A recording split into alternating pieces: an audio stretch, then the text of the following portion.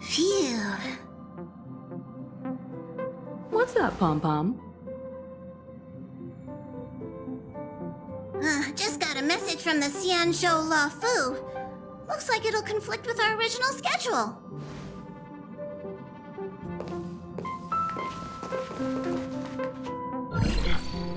It's been a while, my friends on the Astral Express.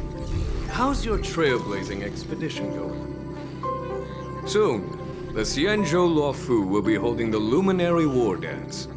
Those who have aided the La Fu in overcoming the crisis are cherished allies of the Xianzhou. Thus, on behalf of the Seat of Divine Foresight, I'm extending an invitation to attend the ceremony. Your presence would be greatly appreciated. Well, things are getting lively. We've barely recovered from the family's Charmony Festival, and we're already being invited to another special event.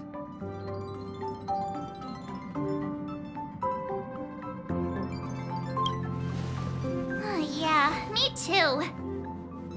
But wait, won't it look unprofessional if we attend 2 ceremonies in a row? Aren't we supposed to be focused on restoring astral charts and doing some serious scientific exploration? So we should leave March behind to take care of the Express? Hey! That's not what I meant! I'm all for some fun. I just hope there won't be any surprise party crashers, like Friday or Saturday. The Xianzhou La Fu has recently overcome a crisis. By holding the war dance, they're demonstrating to everyone that they've returned to a state of peace and safety. But that's what everyone said before we went to Penacony. You'll be totally safe under the family's protection. No need to worry. The War Dance is not like the Charmony Festival with all its hidden secrets. It's just a festival to honor the Rainbow Arbiter and the Cloud Knights, who fought against the abominations of abundance and protected the Xianzhou ships. Aside from star skiff performances, it's mostly martial contests. Nothing too different from the Taiki and Roboball contest we've seen before. What do you think, Himiko? Since we've accepted Miss Black Swan's proposal, we should probably head to Amphorius for refueling. There's certainly no rush. This trailblazing expedition is quite unique, and the Express needs to be fully stocked and prepared before moving on to the next stop. With Madame Herta's help, I was planning to deliver some Leviathan fossils from Kalinga Abyss to Ron May, member 81 of the Genius Society. It could earn us some favors before we set off. However, it may take a few weeks. Aw, so that means we're not going to the Lafu. Being an adult means maintaining relationships, whether we like it or not, Marge. Since we've been invited, it's only right for the Astral Express to attend the ceremony. So here's the plan. Pom Pom will take everyone to the Xianzhou Lafu. Mr. Yang and I will meet up with Ron May and fulfill our promise. Meanwhile, you, Marge, and Don Hung will represent the Express and attend the war dance. What do you two think?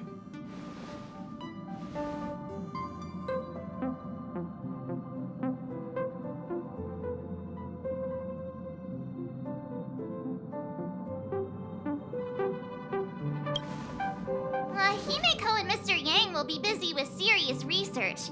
Besides, fossils can't compete with martial contests when it comes to fun, right? Plus, you're the only one with so many friends on the Lafu. I'll be lost if you don't come along. You've gotta lead the way. Now that everyone's on board with the plan, it's time to warp to the Xianzhou Lafu.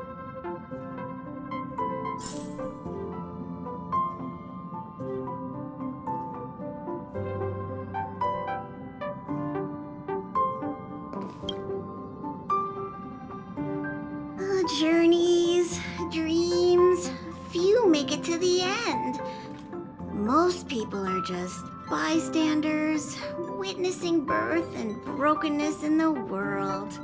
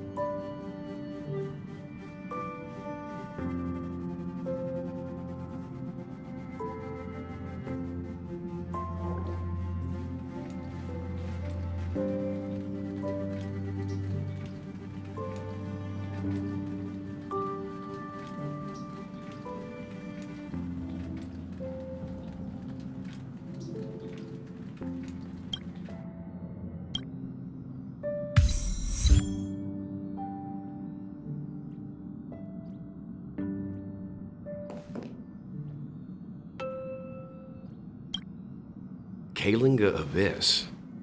What does she expect to find there? Current research on the Leviathan merely proves how little we know about such life forms.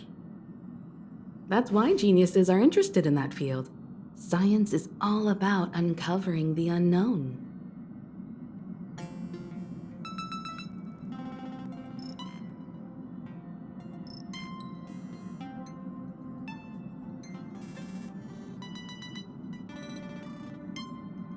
Don't miss us too much. If I stumble upon some cool Leviathan fossils, I'll bring a few back as souvenirs for you.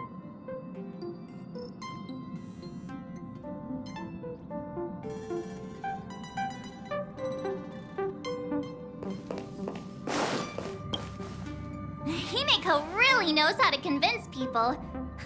Between Leviathan fossils and the war dance, the latter definitely sounds more fun.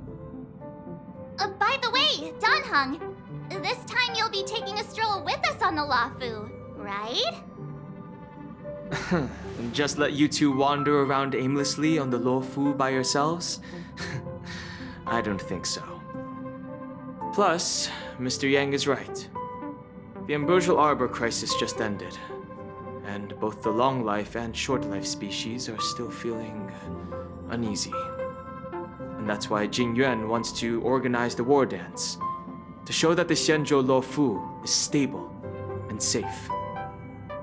And since he has extended an invitation, it's only right that I visit my old friend.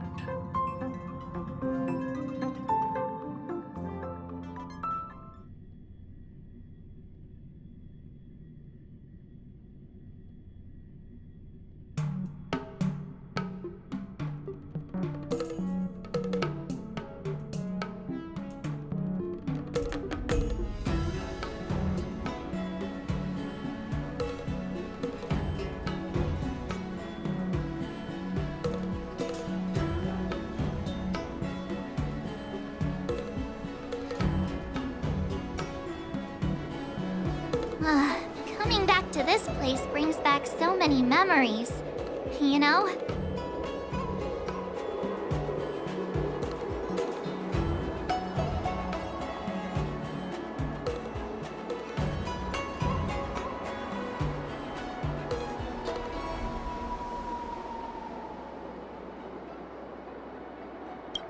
Hey, I'm not actually gonna recite a poem.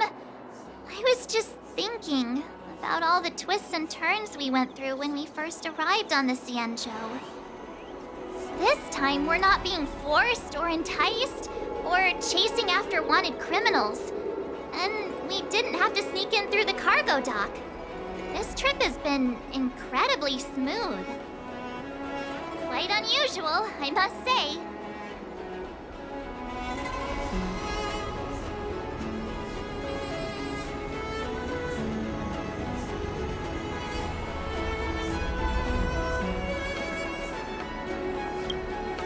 Such is the fate of us nameless, I suppose.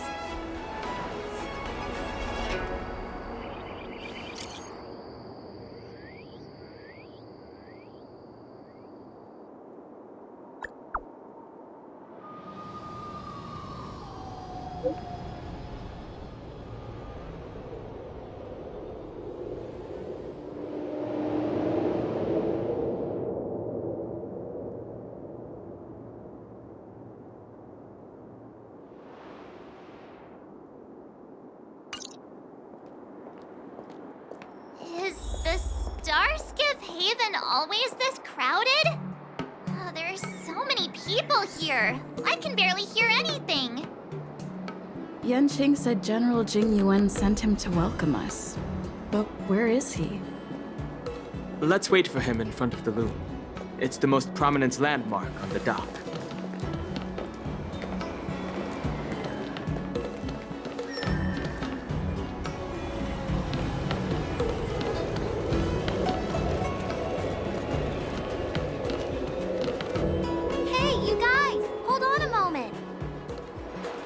Did they just call us? Look at their outfits. They're from Penacony, right? Are you familiar with the Xianzhou Luofu? We know a little bit about it. What do you need? We're from Penacony. Maybe you've heard of it. We came to this ship to gather interesting materials for making dream bubbles. Oh, we just left there. Oh, talk about coincidence. That's great. Do you know any must-see attractions on the Luofu?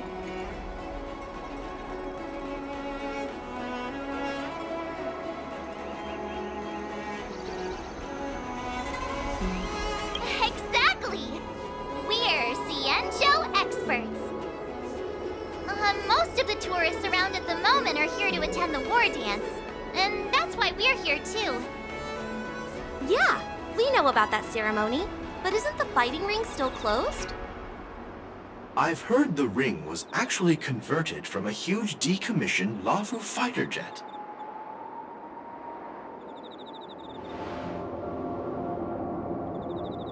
The radiant feldspar is bigger, I guess.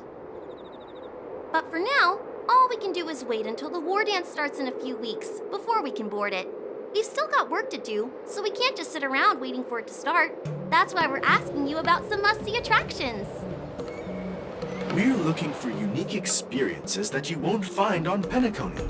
Our clients love these kinds of dream bubbles the most. You're the expert here. Give them some suggestions.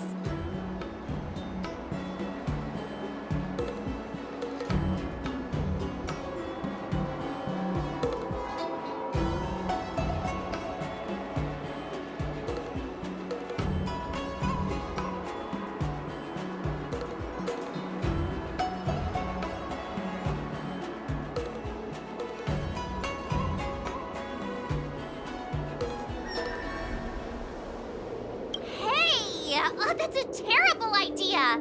You'll get them arrested! You're joking, right? How about giving us some more practical suggestions? Wait a sec. Maybe it's not such a terrible idea after all. No risk, no reward. Come on, let's go climb that tree. Slow down a bit. Wait for me. Hey, wait! Just think about what you're doing! Oh, don't mention our names if something goes wrong! Oh, I hope we don't get into trouble. This is nerve-wracking. Look, Yanqing's here. Wow, really? Let's go catch up with him!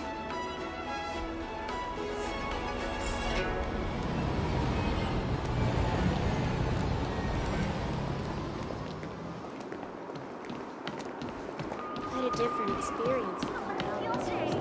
There you are! Everyone, this way!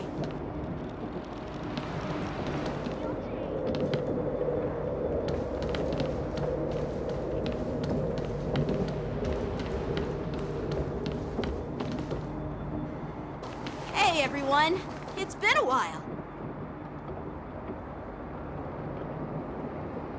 It doesn't feel like it's been that long since we last saw you. But, Yanqing, are you? What's up, Miss March? They say kids grow up really fast. Yanqing, are you a little bit taller than before? We've only been away for a few months.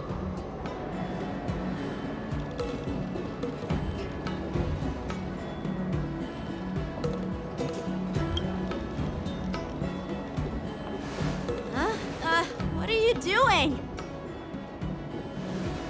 Sorry, but after our previous adventures, I've become suspicious of whoever greets us first.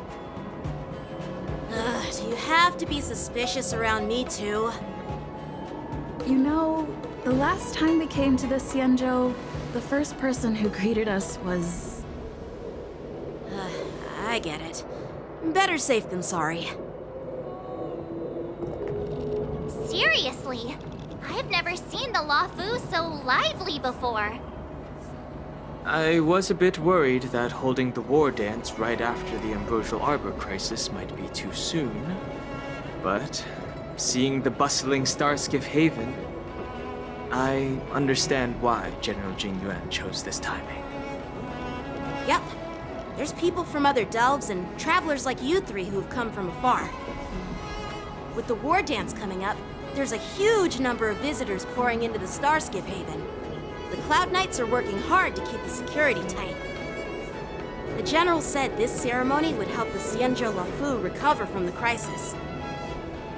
It's a way to showcase our martial spirit, reassure people, boost morale, and attract visitors from other planets to promote trade and peace. By the way, the Xianzhou Alliance places great importance on this ceremony too.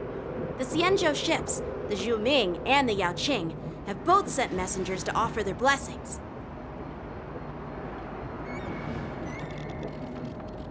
Yeah, I wonder if you've heard of it. It's known as the Star Forge, and it's responsible for providing more than half of the Cloud Knight's armaments. The Xianzhou Juming boasts skilled craftsmasters, and General Huayan is a top-notch craftsman himself. If only I could get a sword forged by him, I'd be on Cloud 9. By the way, Yanqing, where are we headed next? I'm sorry for talking your ear off. The General wants to catch up with you at the Palace of Astrum. He's been eager to hear about how the Express has been doing. It's funny how he tries to act all mature, but whenever it comes to something he's interested in, you can really see his childish side.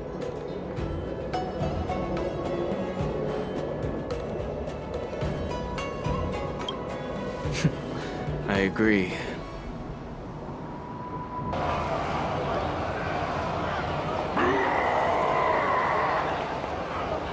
All units, assemble quickly! Get ready to protect the crowd! I just mentioned security, and now all of a sudden something's gone wrong. Excuse me, I need to go check out the situation.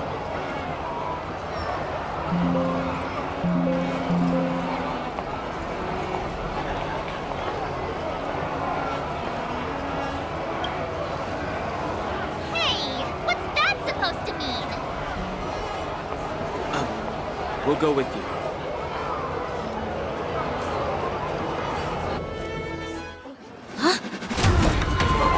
Watch out for this!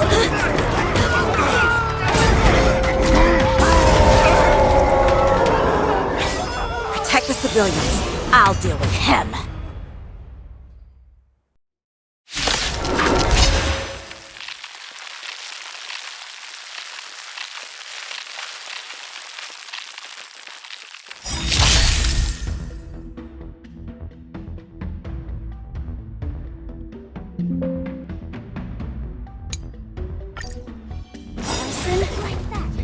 Why are they chorusing?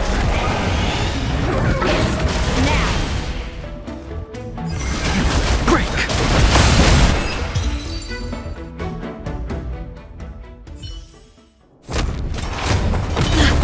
Not good!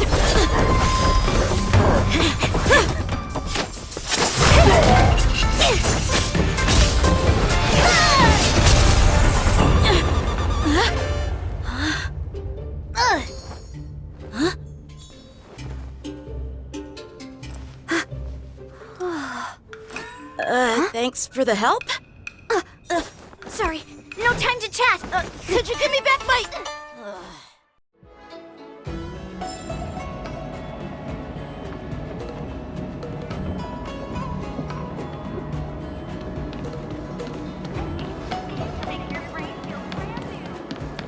Wait, my sword! Let's just get down to bit. I'm sorry, but I'm afraid we'll have to put our plans on hold for now. I need to find out what's going on.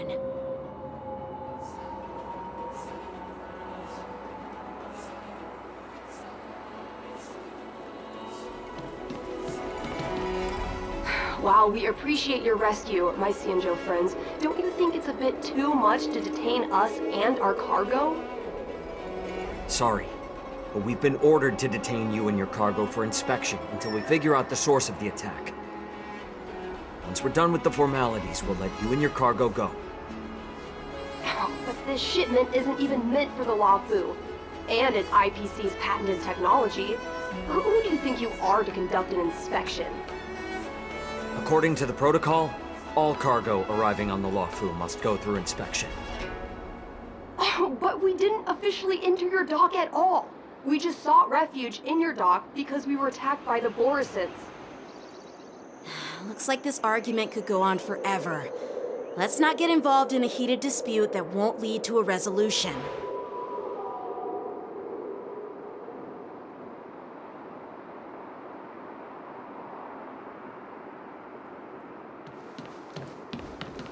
How dare you detain our ship? Who do you think you are?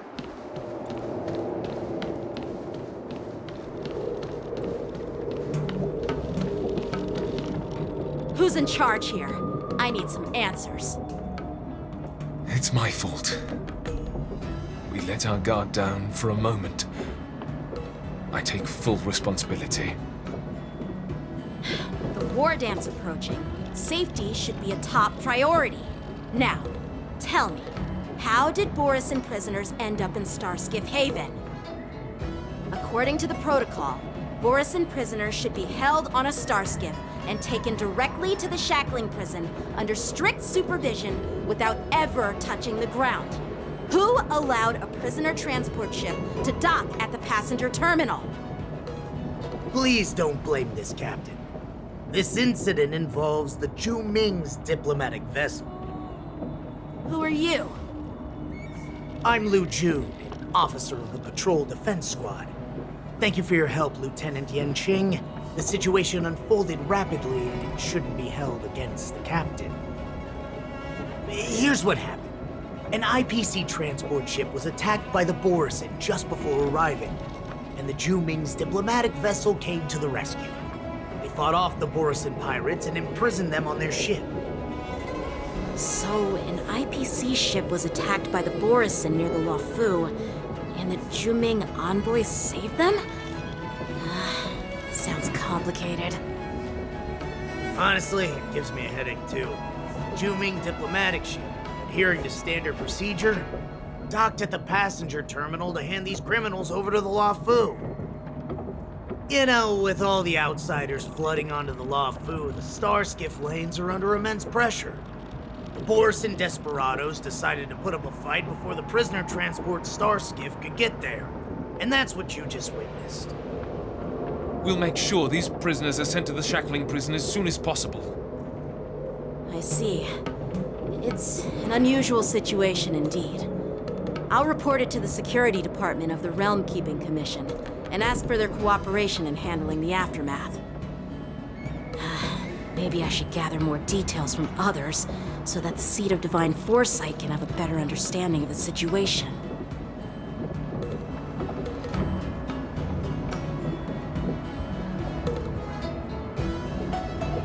Oh, you look much maturer now, Yanqing. Please don't tease me, Miss March. The situation on the Xianzhou before the war dance is like a calm lake that can be disturbed by even the smallest pebble, capable of generating far-reaching ripples with even the slightest disturbance. What are those people? I mean, those monsters we just dealt with?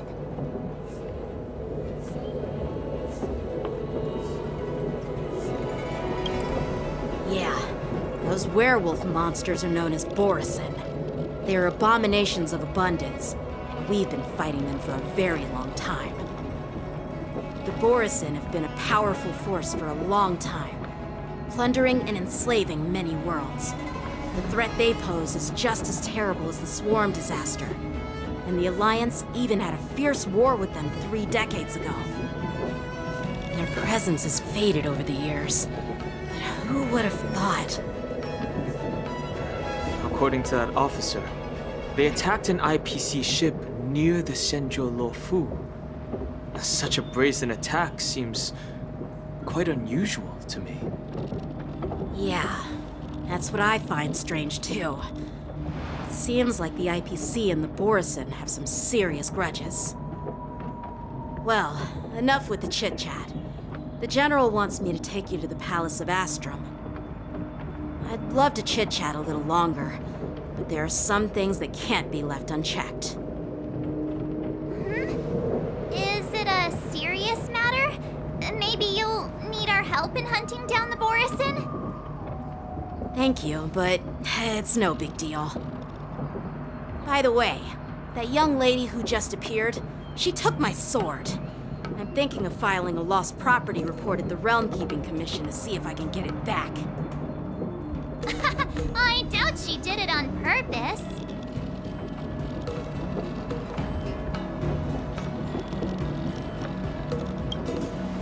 Perhaps she's around here somewhere. Shouldn't we take a look? All right, let's not keep the General waiting. Don't worry. There aren't many people out there with that kind of talent. It shouldn't be too hard to find her.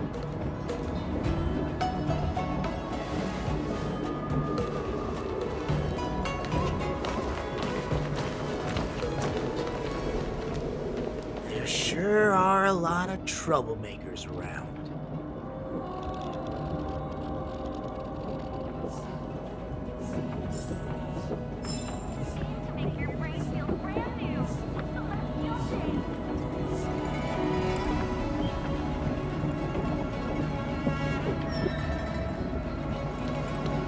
Maintenance is also important. Success and failure are predetermined. You can't change it no matter how hard you try.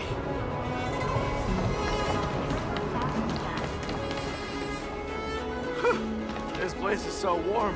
It's like a giant furnace.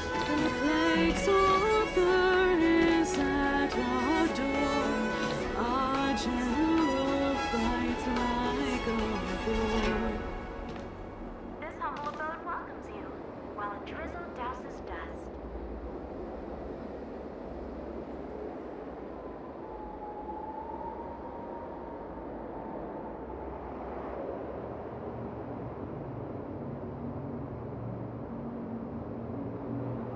This humble abode welcomes you, while a drizzle douses dust.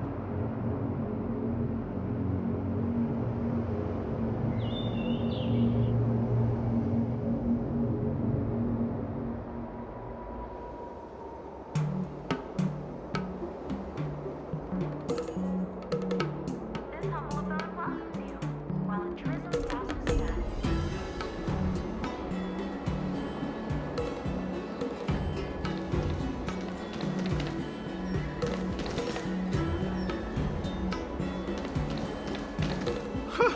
This place is so warm.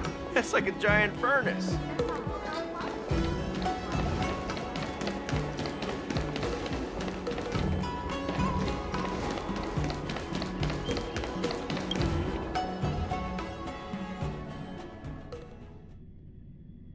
It's been a long journey, Elder White. Thank you for your presence. Don't mention it. Thank you for taking the time to welcome me.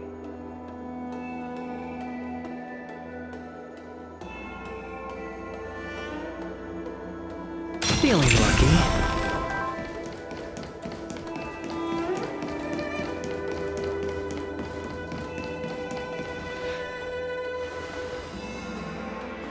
General, I brought our guests from the Express. Oh, I'm sorry for my bad timing. I didn't know you were meeting a guest, General. Don't worry, you're just in time. It's been a while, my friends from the Astral Express.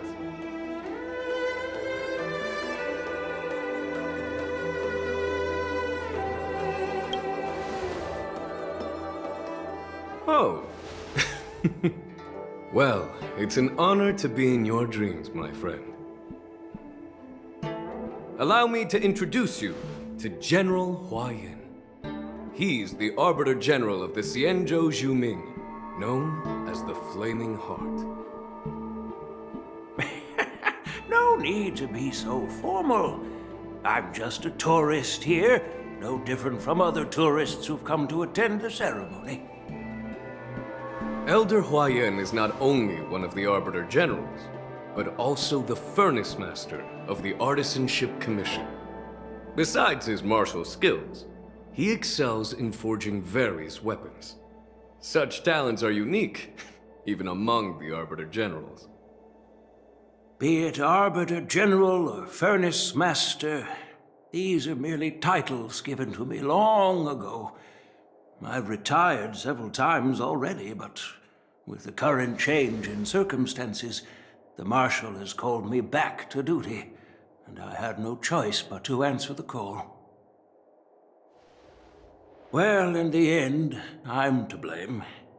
Living such a long life naturally brings its share of disapproval. It's an honor to meet you, General Huayan. It's my honor to meet you, General Huayan.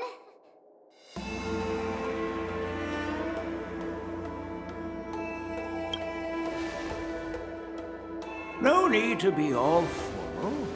Today I'm just a guest on the Luofu, the same as all of you. So, these three are the ones you mentioned, Jingyuin? The heroes who helped you with the Ambrosial Arbor crisis? Indeed. There's Don Hung, March 7th, and her. Without their help, I'm afraid the Luofu might not have easily overcome this crisis. So, the Imbibitor Lune's reincarnation has returned to the Luofu and will attend the war dance. I'd love to have a drink with you should the chance present itself. You're more than welcome, General Huaiyan. And this young friend is? Yanqing, my apprentice. He remains by my side as my retainer due to his youth, which I hope will season him with experience. He will stand for the Luofu's Cloud Knights in the upcoming war dance, ready to take on all kinds of challenges. Great, great! It's a real treat to see so many talented young people around here today. Oh, I almost forgot. This is my apprentice, Yoon Lee.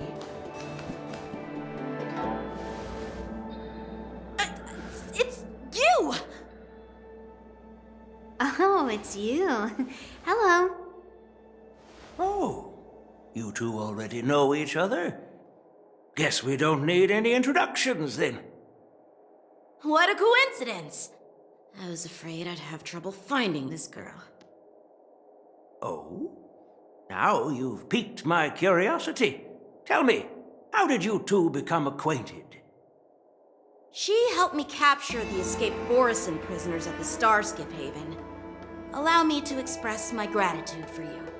But when you left, you took my flying sword with you. Your flying sword? Oh, so that's why I found a dagger in my bag. Turns out it's yours. Yes, it is. Now that we've met again, I hope... Nope, that won't do. Won't do? You want your sword back, right? Well, you can't just take it back. On the Juming, when you lose your sword on the battlefield, you have to reclaim it on the battlefield. As for this little sword, it was supposed to strike that escaped Borisin prisoner. But unfortunately, its owner's agitated state caused it to fly off like a kite with a broken string, and it missed its target. By the way, if I hadn't caught it and helped it hit its mark, that Borisin prisoner would have gotten away. Hold on a sec, Yoon Lee. You took my sword without even asking, and now you're refusing to give it back? So much for Luofu sword masters. What did you just say? If you just stepped up and took your sword back from me fair and square, I would have totally respected you. But nope, you tried to play it down, expecting me to just hand it back to you like it's nothing. In front of everyone. With all due respect, you don't honor your sword, so you don't deserve it. Hasn't anyone told you that taking without asking is stealing? If you want to settle this with swords, fine. Let's have a one-on-one duel right now. Yanqing. Well, that's more like it. Just be careful, because I'm not as easy to handle as the Borisin. You two, be quiet and apologize to Yanqing. Hey! Whose side are you on, Grandpa? I don't take sides. It's a small misunderstanding, and an apology would be too much. I've heard about the Zhu Ming's incredible swordplay and craftsmanship, most notably the legendary Flame Wheel Octet. Seeing Miss Yoon Lee, who is among those ranks today, well, I must say she definitely has that fiery edge. Such grandiose names. Some folks love to spin these fancy titles, trying to set the Cloud Knights apart.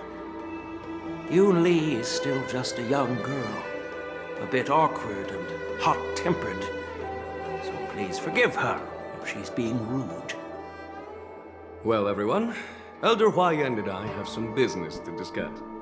For now, Yang Qing, why don't you entertain our guests and take Miss Yun Li to the inn?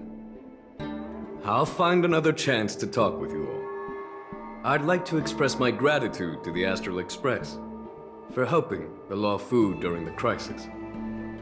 That's so kind of you. I mean, you've already thanked us so many times. Please forgive me for coming at an inconvenient time. You needn't apologize, General Huayan. All right, Yun Li. Take this opportunity to clear things up with Yanqing. Yeah. It's better to make friends than enemies. But I won't be heading to the inn just yet. I want to visit Lingsha. She just arrived in the Luofu and could use some help settling in. Yang Qing, once you've helped our guests get settled, go to the Artisanship Commission for me. I've heard about the attack and the detainment of the IPC ship. Qingzu sent word that the IPC members are protesting and wish to have their cargo back. See if you can calm them down. Don't get aggressive. Just make it clear that the Xianzhou Luofu has no intention of violating their rights. I'm on it.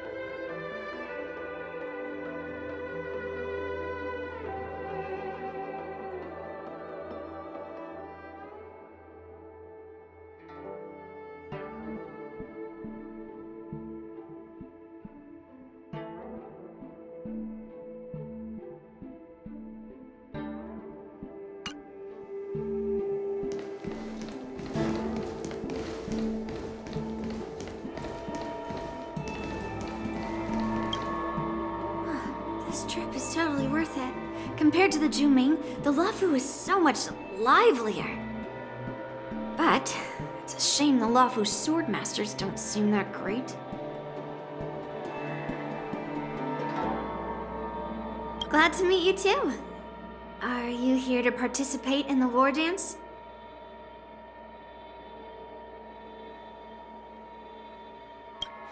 Of course. To honor martial arts, the Cloud Knight's ring is always open to outsiders. If you can defeat the ringmaster selected by the Xianzhou, you'll not only win rewards and prizes, but also be making a name for yourself. Sounds tempting, doesn't it?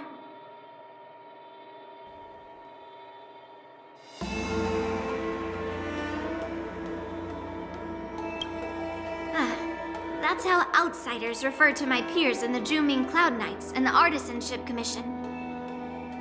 We all train under Grandpa's guidance, learning the art of craftsmanship and swordplay. That's how we got that title, I guess. Just don't mention it in front of Grandpa. He always says that empty titles bring pointless challenges and conflicts. We Juming swordmasters pride ourselves on the success of the group over the individual.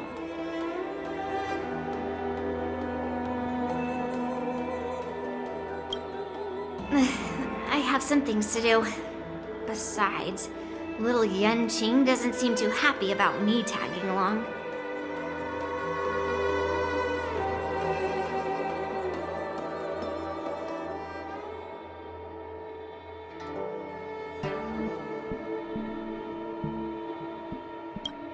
Yeah, you're right.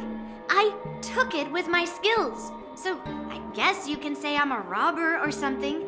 How dare he imply I'm a thief? Totally different. Besides, the sword seems scared of its own master. I'd like to ask him, you claim to cherish your sword as your life, yet you don't even recognize the state it's in right now? I didn't intend to keep his sword. I was planning to take this chance to return it to him. But now, I've changed my mind. I'll give that poor flying sword some proper maintenance. I won't consider returning the sword unless he learns how to say please, hello, thank you, and sorry. So he can forget about it for now.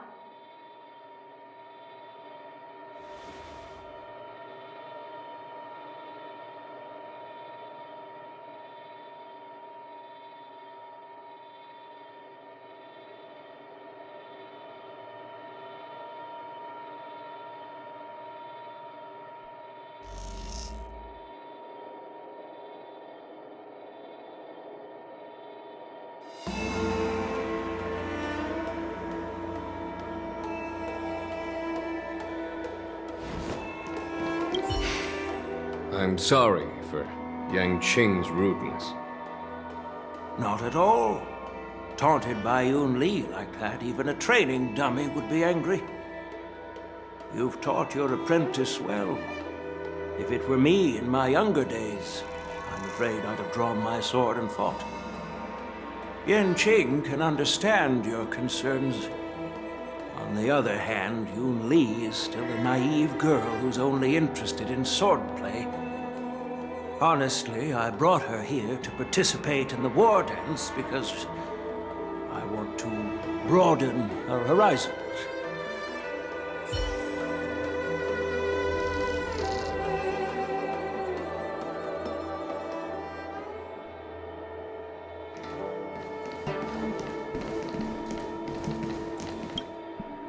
Hey, Don Hung. I thought all the Xianzhou generals were like Jing Yuan. But that General Huaiyan, he looks so thin and scraggy, as if even a light breeze would knock him over. Is that old man really an Arbiter General? Well, each Xianzhou ship has its own division and specialty within the Alliance. Not all of the Arbiter Generals are good at leading the charge. You heard what Jing Yuan said, right? General Huaiyan was once the head of all the skilled craftsmen on the Zhuming.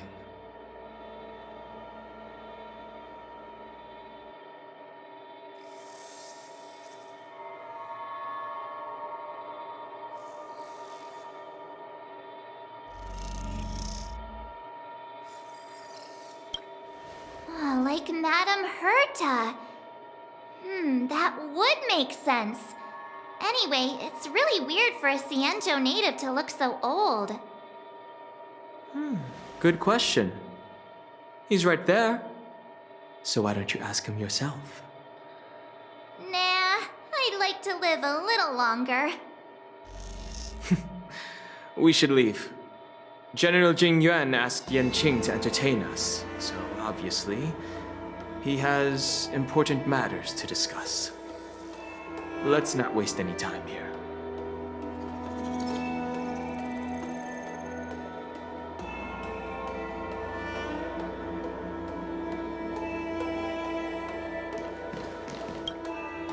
This is the report Qing Zhu just sent me. Let me take a look.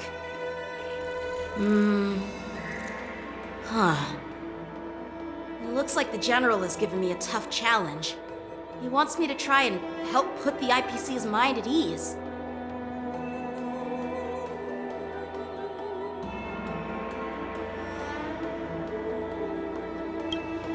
Well, it's not exactly a test. As Cloud Knight officers, we not only learn the art of war and martial arts, but also occasionally have to handle diplomatic disputes. It's just, you know, talking things out isn't as straightforward as duking it out with weapons on the battlefield. This is especially true when you're up against the IPC, with their non-stop corporate babble. Well, let's not worry about that for now. Shall I take you to the inn?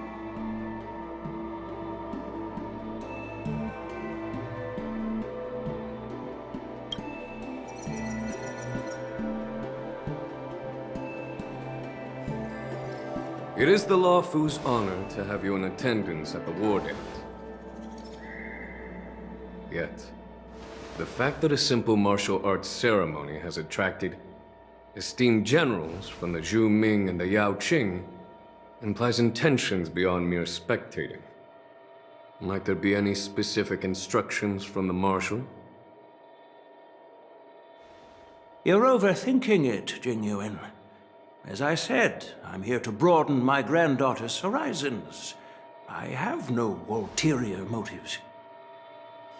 However, I have no clue what the Yao Qing Arbiter General has in mind. Do you remember when you accepted this position? I told you that an Arbiter General's battlefield goes beyond the physical one. You'll need to lead and manage everything on the Xianzhou. The title of Arbiter General holds a weight far greater than its literal meaning. So many years have passed, and you've done well. However, longevity for the Xianzhou people can be a curse. Living too long means that every mistake you made will lurk in the shadows. And one day, they'll eventually catch up to you. The Marshal knows everything that has happened on the Luofu. As for the Merlin's Claw of the Yao Qing, she has come specifically for you.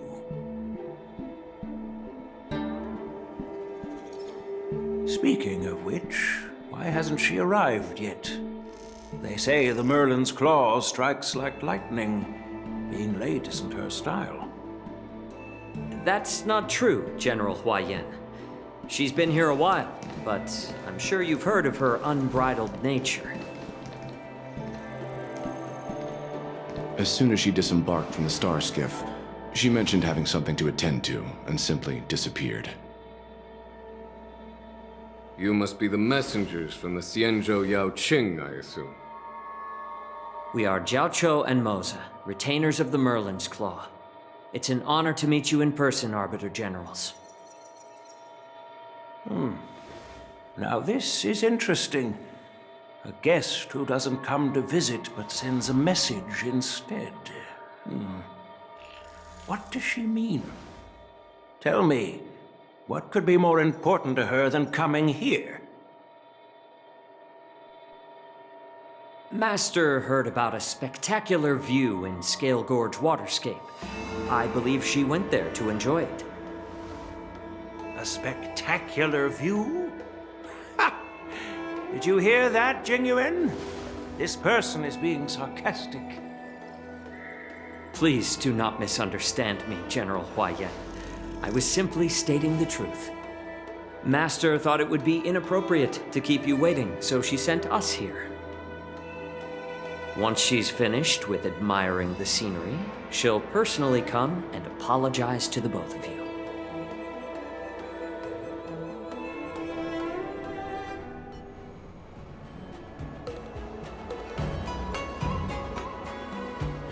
Drat! I forgot to ask Yun Li to return my sword.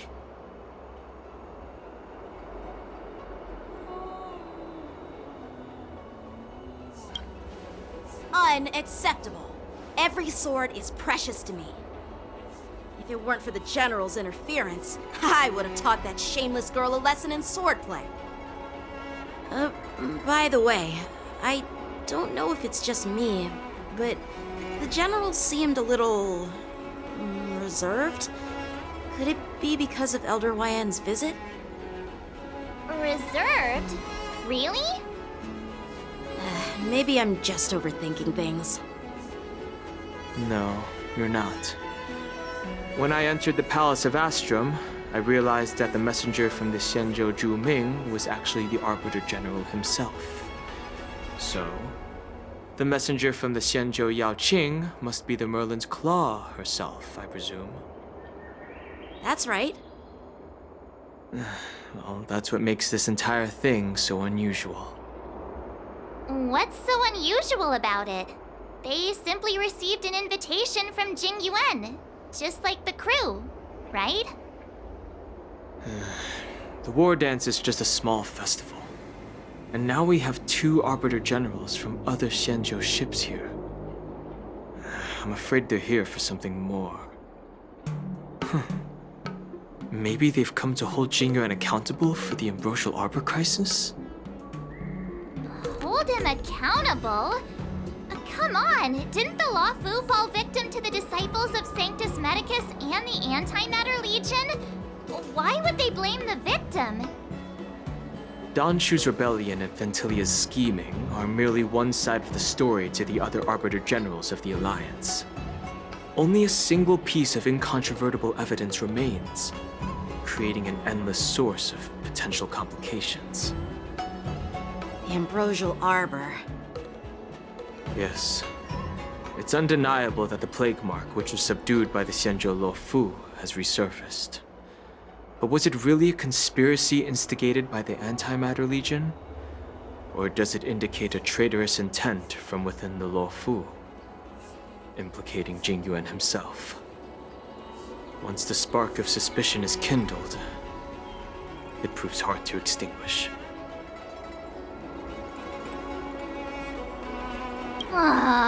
What was I thinking? Seriously, here I was looking forward to a carefree and enjoyable trip. But it seems wherever we go, drama is just around the corner. Aw, I was so excited. I thought those Arbiter Generals were just here to see the ceremony. By the way, I heard that an alchemist from the Juming diplomatic ship has arrived. And rumors say that she's to be the new Cauldron Master of the Alchemy Commission on the Luofu. An alchemist from the Juming serving as the Cauldron Master on the Luofu? While it's not unheard of, the timing itself... Thanks to your words, Mr. Dan Heng. Now I finally see the underlying tensions. The General is under tremendous pressure right now, but I was completely oblivious to his troubles. How naive of me. Come on, don't think like that. Leave the adult matters to the adults. Even if you wanted to do something for the General, it's not like you can do anything. Did I say something wrong? Again?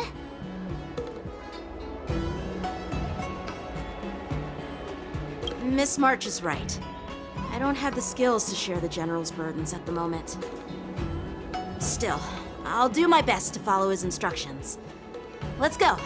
Once I've taken you to your accommodations, I need to go to the Artisanship Commission to handle the IPC's protest. He looks like he has a lot on his mind. We can't just let him go alone. Why don't we accompany you to the Artisanship Commission? This is too much trouble. While I appreciate your kindness, dealing with the IPC's workers could be tricky. I'm afraid this will cause trouble for the Express. No worries. We're pretty experienced in dealing with the IPC. You've heard of the 10 Stone Hearts? We've dealt with quite a few of them, right?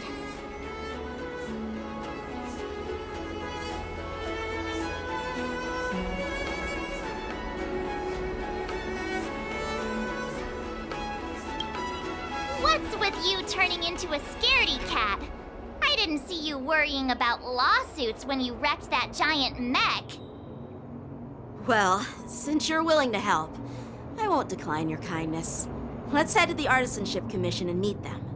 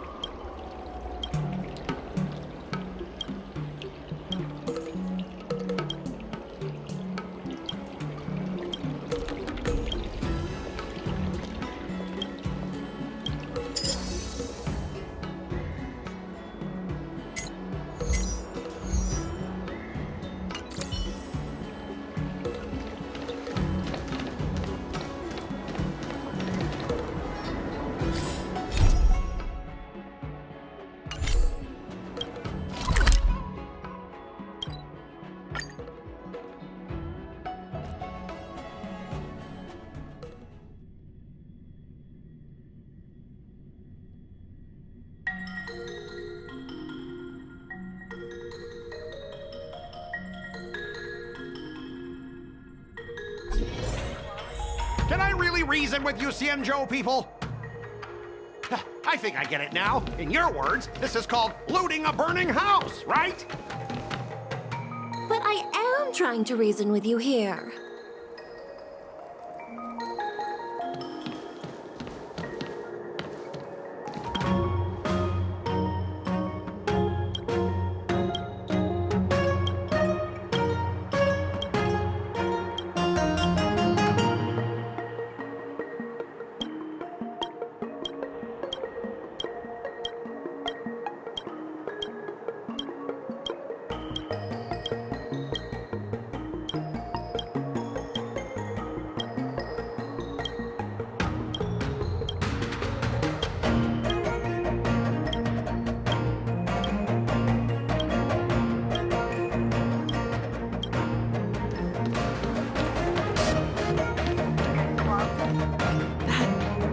Toxic voice sounds familiar. Haven't I heard it before in Aurum Alley? You know what? This isn't my first time dealing with the Skyfaring Commission. I can handle your unreasonable ways. But straight up snatching IPC cargo, isn't that going a bit too far? Just as I've said it many times already. Once we've inspected the cargo and completed the security check, you can be on your way. Is there something wrong with your ears, or is it just your brain? I'm hearing you loud and clear. I'm thinking clear. And my answer is crystal clear. Not a chance. Keep detaining my cargo, and I'll file a complaint directly with your general.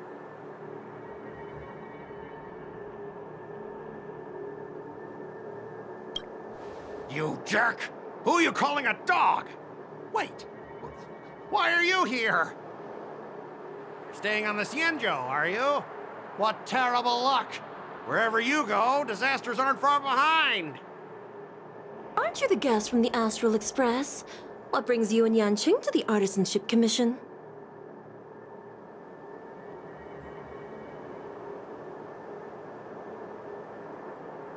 Trouble caused by the IPC? I'd say it's caused by the Skyfaring Commission. Looks like you've met this IPC worker before. I'm not sure if that's a good or a bad thing. I was sent here to deal with the IPC protests, Nishikwe. What's going on here? As you know, this IPC transport ship was attacked by the Borisin and rescued by the Juming's diplomatic ship. Then the Cloud Knights were instructed to bring it back to the dock for repairs and inspections. And this is Mr. Scott, the person in charge of this transport ship. So, you're Scott. I've heard her mention you. Weren't you kicked off the Luofu before? Why did you come back? Like I wanted to come back. I thought I'd just dock at the harbor for repairs and leave this forsaken place for good. Little did I know, as soon as the ship entered the harbor, a bunch of Cloud Knights showed up and snatched all our cargo from the hold. What do you mean by snatched? I've told you 1,000,000 times. It's a security check. Then why did you bring the cargo to the Artisanship Commission? You even brought in some shady craftsmen. It's obvious you're trying to steal the IPC's patented technology! Listen here. Firstly, the Skyfaring Commission detected dangerous items that could possibly be weapons in your cargo hold. That's why they called me here, to double check. Secondly, where the heck did you get the idea that I'm a shady craftsman? Even if there are dangerous items, what do they have to do with you? It's not even being shipped to the Luofu. We'll just fix the ship and be on our way. We won't unload our cargo here. But you'll have to stay in the port for several days before your ship is repaired and you can take off again. How can we just leave unchecked items sitting here? I understand, but we don't need to disassemble the cargo if it's just a security check, right? In most cases, we don't. However, our scans discovered that the cargo doesn't only contain machinery, but also some substance that resembles biological tissue. Biological tissue? Does this crate contain living things? I'm afraid we'll need to wait for the Alchemy Commission for further confirmation. In any case, according to our regulations, we need to unseal one of the crates for further examination. But this IPC specialist has been hindering us on the grounds of patent secrecy. The Alliance's regulations on biological products are very strict. Without further inspection, there is no way for the Skyfaring Commission to release the cargo. Oh, really? Fine! If anyone lays a finger on that shipment, they'll have me to deal with. It doesn't matter if it's mechanical or biological. It's none of your business. I'm filing a complaint against the Skyfaring Commission's ridiculous regulations. This Mr. Scott seems stubborn and difficult to persuade. Honestly, I really don't want to have a vicious confrontation with the IPC.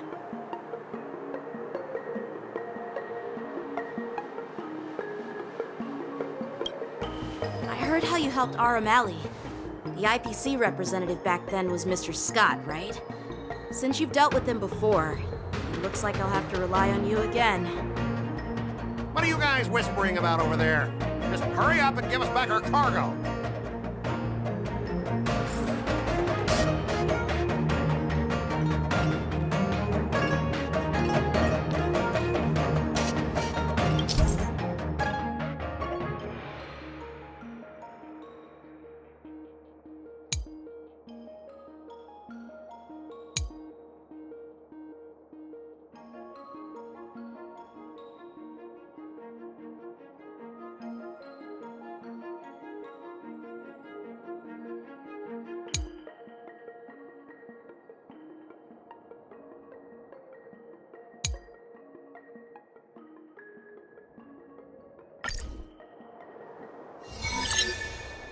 As I recall, this guy won't listen to reason and can only be persuaded with intimidation.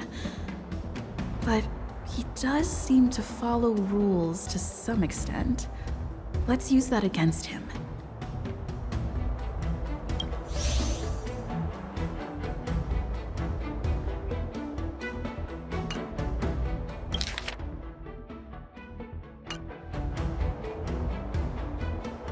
Speaking of regulations, we have our own laws and regulations too. According to Article 4 of the Cienjo Alliance IPC Trade Consensus, the Alliance and IPC shall never infringe on each other's intellectual property rights.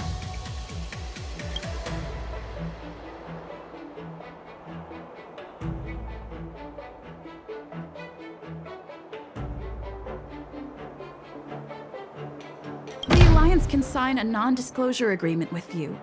That way, you won't have to worry about any infringements, right? We can sign a mutually acceptable non-disclosure agreement in accordance with the IPC's rules. Well, that makes sense, but how can we trust you to honor the terms? Even if we set aside the secrecy of intellectual property, these prototypes built by the Intelligentsia Guild are incredibly valuable, beyond your wildest imagination. If anything goes wrong, you won't be able to pay for it even with your lives.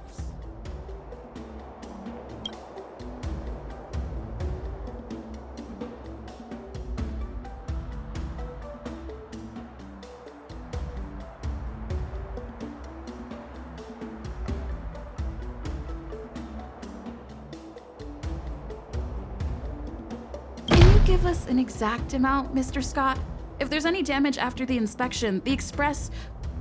the Skyfaring Commission will compensate you. The Skyfaring Commission. Yeah, they will compensate you, provided a detailed report of the damage is submitted. I don't doubt the financial strength of the Skyfaring Commission. However, this is not just about money. Besides, the cargo on this transport vessel belongs to the Intelligentsia Guild. If you want to inspect the cargo, shouldn't you at least call in a member of the Intelligentsia Guild to be present?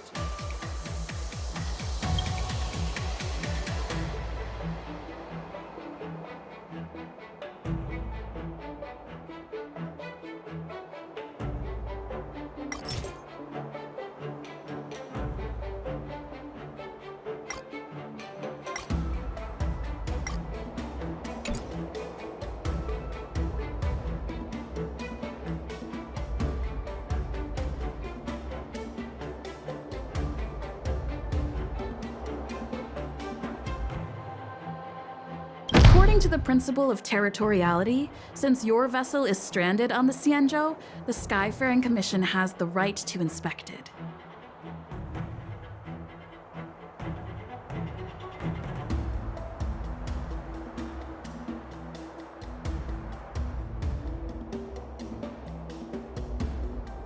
Indeed. According to Article 27 of the Xianzhou Legal Code, all official and private goods upon entering the port shall be subject to inspection.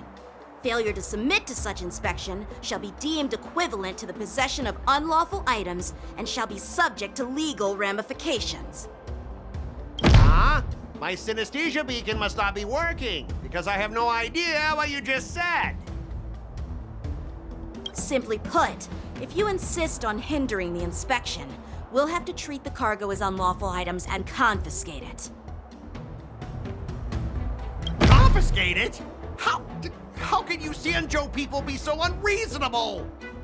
If this were pure point and incoming cargo posed a safety risk, the IPC would take it in for containment and disposal, correct? That's true. But the IPC sometimes makes exceptions. For example, they've always given special terms to Xianzhou vessels. Well, you guys sure know how to argue your case. Fine, I'll allow you to do the security inspection. It's just that, I need some time to sort things out. This is a big deal. Let me talk to headquarters first. So, Mr. Scott, are you just stalling for time and planning to leave the Xianzhou as soon as your ship is repaired? To avoid the Skyfaring Commission's inspection? Well, IPC staff are free to come and go, as long as they don't break any laws. Yeah, you've got some insight there. Who are you again?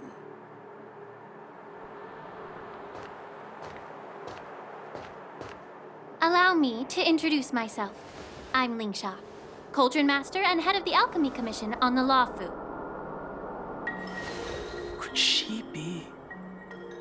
Yeah, she's the new Cauldron Master assigned here from the Xianzhou Zhuming. I received a report from the Artisanship Commission about cargo containing samples of unknown organisms. It said they needed help from the Alchemy Commission. I had nothing better to do, so I came myself.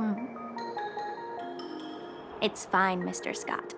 If you really don't want your cargo to be inspected, it doesn't matter. It doesn't matter? How can you say that? Why are you being so nice all of a sudden? Well, since you're not going to check it, I'll take this crate and be on my way. Is that okay with everyone? Yeah, sure. Why should I object? Not only this sample, but all the goods on the transport ship are yours to keep. Like I said, we won't inspect them. Wait a minute!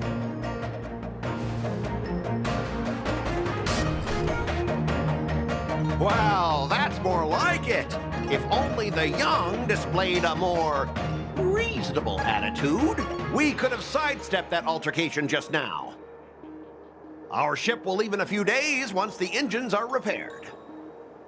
Your ship can leave whenever you want, but I'm afraid I can't say the same for your cargo.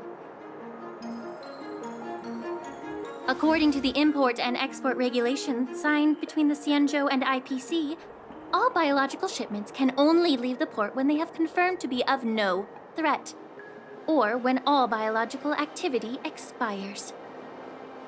Since we can't determine if your shipment is safe for the environment, I guess we'll have to wait for its biological activity to expire. Let me check the previous cases. Normally, it'll only take around 47 star calendar years. Only 47 years? Why so surprised? You're still young and full of energy. I'm pretty sure you'll live a few more decades. Have some confidence in yourself. Ha! Typical of a long-life species. Your words are dripping with sarcasm. While you may not care about time, I do. I'll be demanding double compensation from the Skyfaring Commission for every minute wasted. Sure thing, Mr. Scott. You seem pretty confident that your career and life will last long enough to witness this victory unfold.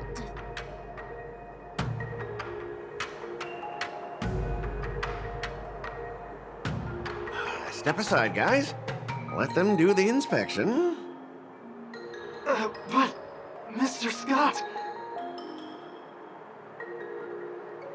Come on, we're already in enough trouble. Just let them do the security inspection.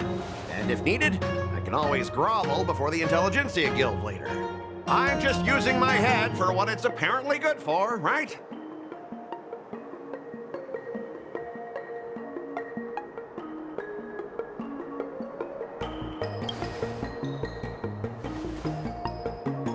Well, honestly, at least you're not as annoying as that woman. But you're still as annoying as ever.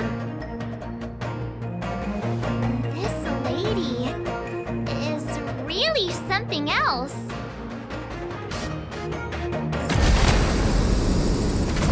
Is this the IPC product? Listen up. Any damages caused by inspections will be filed with the IPC.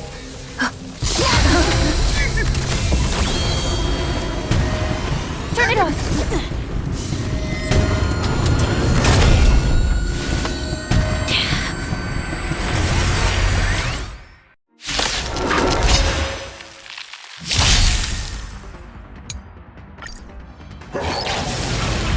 Oh, how unexpected. That was a surprise. Feeling sticky? Can you find the answer? Rise!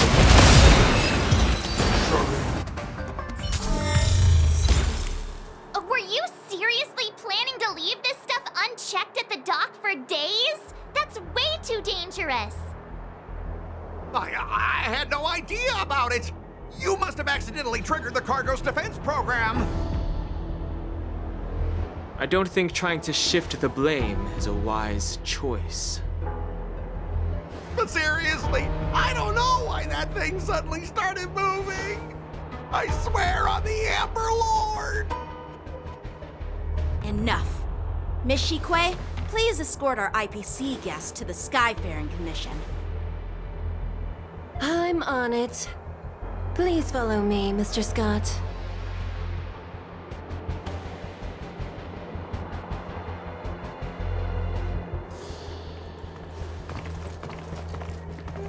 Gentlemen, our preliminary inspection shows that there is indeed hidden biological tissues inside, just like the craftsman feared. I can't even tell if it's ingenium or biological in nature.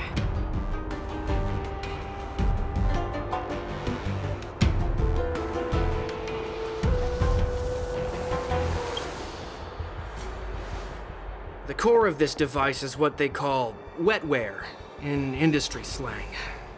To put it simply, this machine operates with a kind of biological nerve as its control center.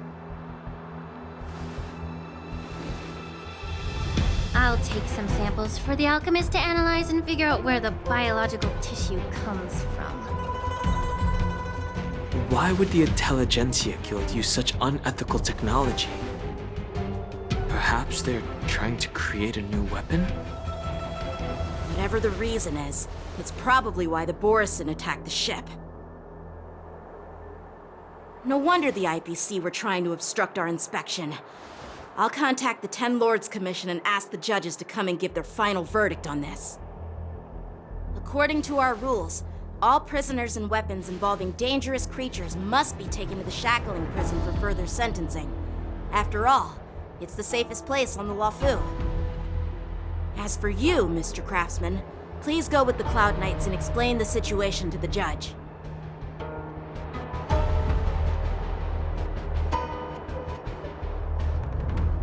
I had a feeling that the IPC members would cause trouble, but I didn't think they'd be this tricky.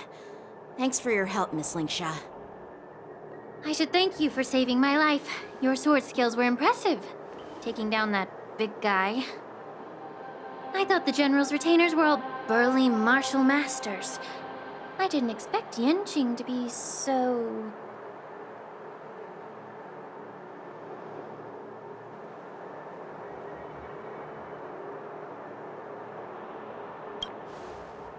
Huh? As for you, you must be the guests from the Astral Express, right? Saving the Lafu from that crisis. It's so impressive. It wasn't a big deal. Really. It's still early, so why don't we get some tea at the Alchemy Commission? We can discuss your suggestions for revitalizing the commission. I'd be happy to accept your invitation. And you three are coming too, right?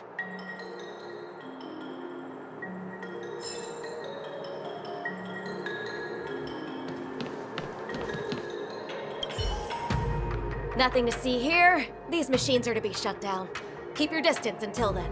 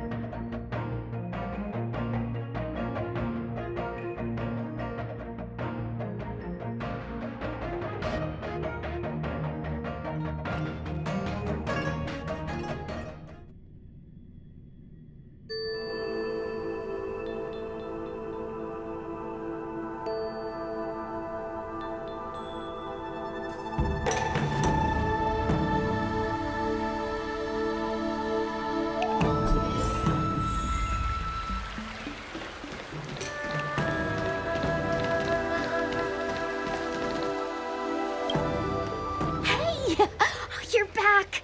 Why didn't you say anything in the group chat? I'm on duty. Let's catch up later.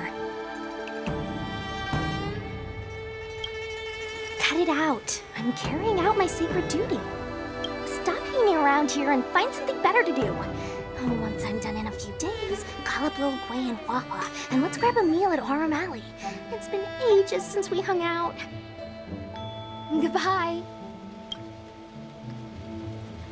Please do not hinder me. Please do not hinder me carrying out my sacred duty. We can discuss whatever you want after my shift.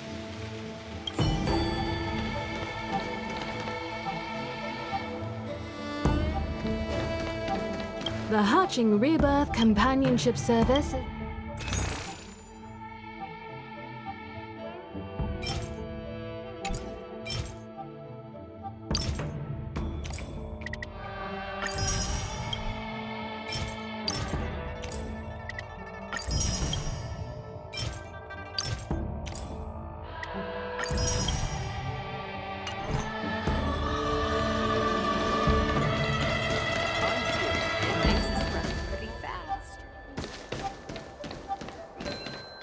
All these years, and the view at the Alchemy Commission hasn't changed a bit.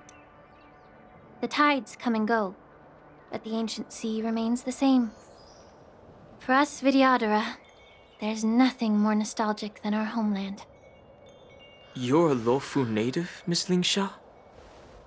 Yes, I grew up here, listening to the sound of waves while researching prescriptions with my mentors and peers at the Alchemy Commission.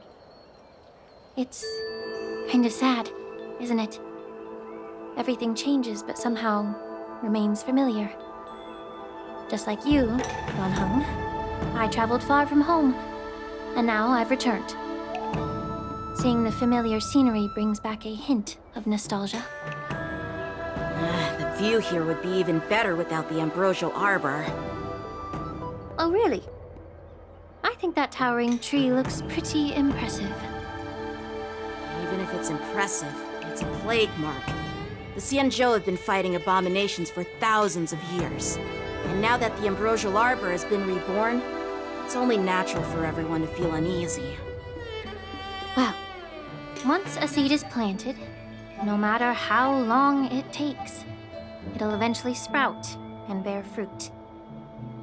In my humble opinion. The rebirth of the Ambrosial Arbor and the resurgence of the disciples of Sanctus Medicus were inevitable. The seed was already planted when the ancestors of the Xianzhou sought immortality.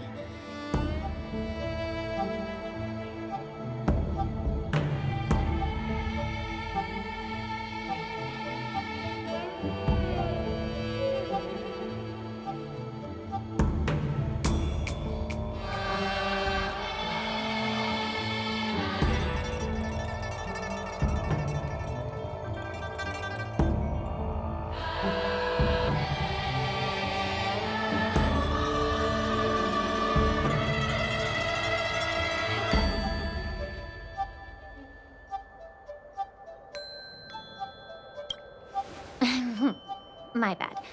Well, since you went through the entire Ambrosial Arbor crisis firsthand, Dan Heng and Lieutenant Yanqing, I'd like to discuss something with you. What would you like to discuss, Miss Linksha? I was lucky enough to be chosen by the Alliance to come in and clean up all the old grime in the Alchemy Commission. Honestly, the Alchemy Commission is riddled with problems and has reached a point where fixing it seems impossible. I'm looking to remedy this problem, but was wondering if you could provide any insights. Well, even though I'm a Vidyadharan like you, I'm an outsider, just like my companions here. I can't really say much about a remedy, but I do have a piece of advice, Miss Linksha. The Vidyadhara and the Alchemy Commission on the Luofu have always been intricately connected. If you cannot distance yourself from these ties, Miss Linksha, changing the situation within the Alchemy Commission may be quite challenging. I may not know about politics, but I do know that the disciples of Sanctus Medicus have been operating within the Alchemy Commission for years. If you're determined to root them out, maybe you should discuss it with the General. I see. Thank you for your valuable insights. While the Lux Arrow from the Rainbow possesses unparalleled power to sever the Ambrosial Arbor, it can't sever mortals' desire to prolong their existence. Just like how the Cloud Knights can eliminate the remnants of the disciples of Sanctus Medicus, but are unable to calm the hearts and minds of the people within the Alchemy Commission. Our Xianzhou forebears knew this well, and that's why they entrusted the duty of guarding the roots of the Arbor to the Vidyadhara. However, the Vidyadhara are still only mortal beings. 30 years ago, my mentor served as Alchemy Commission's Cauldron Master. She recognized the emerging undercurrents and sought to cleanse the source of the disturbance. Unfortunately, even though she was skilled in the art of healing, she didn't understand the human heart or how to eliminate the sickness lurking within the depths of the Alchemy Commission. In the end, she was framed and exiled to the Juming. I was also implicated and had to leave the Luofu. And guess who arbitrated the case and handed down the sentence? None other than General Jing Yuan himself. What? You heard it right. The ones responsible for the corruption in the Alchemy Commission are not just the remnants of the disciples of Sanctus Medicus, but even the Divine Foresight himself.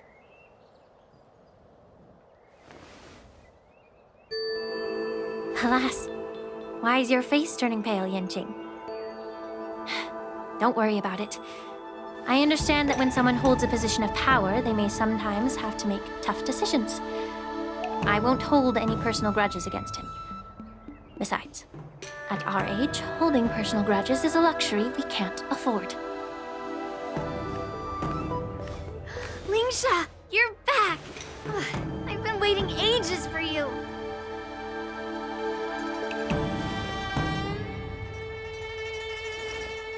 Yunli, why aren't you with your grandpa?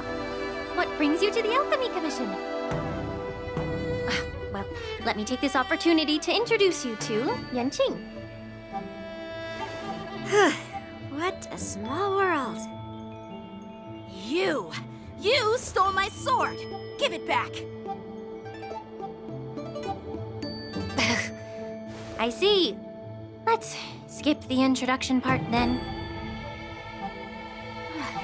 Why do I keep bumping into you? Are you stalking me or something? Of course not. Unlike you, Miss Yunli, I have important things to take care of.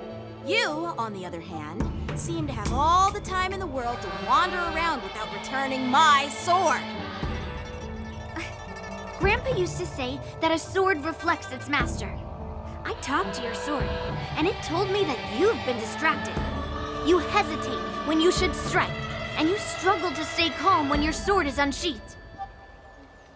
Now that I see you again, I realize your sword was right. It wasn't me who took your sword. It was you who lost focus. Do you really expect me to believe that nonsense? I've been taking it easy on you because you're a guest from the Juming, but you're not taking the hint. Don't people from the Juming know you're supposed to return what you've borrowed? Just look at this flying sword. Even if I gave it back to you now, it'd just be taken away again in a few hours. You know the Cloud Knight saying, a Cloud Knight must never let slip their weapon. Yes? Well, sure, I can give it back to you now, but on the battlefield, that's a whole different story. Flying sword. Fine! You don't have to give it back, because I'll take it back myself!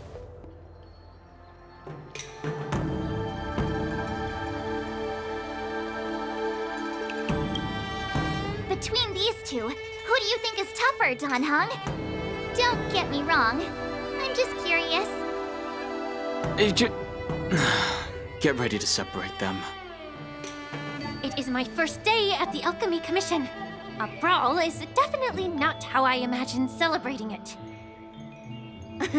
Well, since you don't approve, I won't draw my sword here. I didn't mean it in that way. Since you've already drawn your swords, you'd be disappointed if you didn't get to test one another, right? I've received reports that the delves near the Alchemy Commission are still infested with abominations. Seems like my predecessors left quite a mess. So, if you two want to determine who's better, why not focus on them instead of each other? Clearing out some abominations? Sounds boring. It's the Cloud Knight's duty to eliminate those abominations. You don't have to ask me twice, Miss Lingsha. I'll help you get rid of them. Oh, you think you're the only one who knows how to behave? If Lingsha needs anything, I'll gladly draw my sword and help her out. It's so heartwarming to see both of you being so sweet and caring. So then, shall we get going?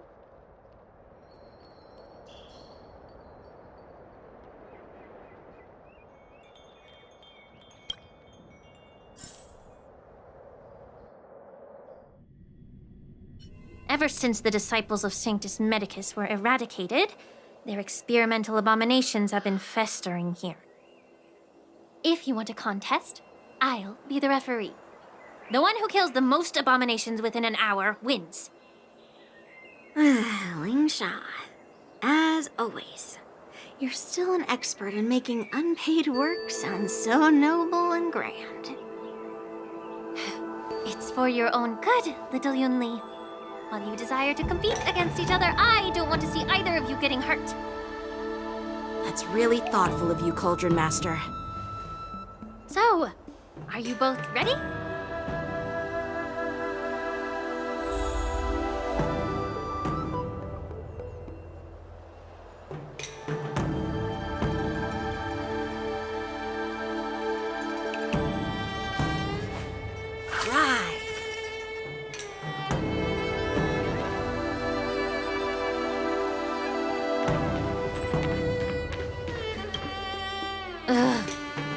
Looks like my predecessors left quite a mess.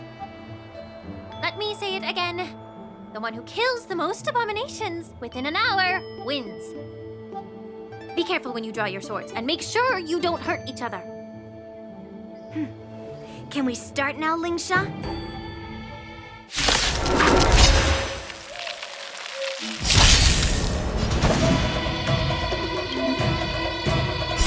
Bust. Or maybe I'll take it off. I didn't expect someone who can't even hold onto a sword to actually have some skill.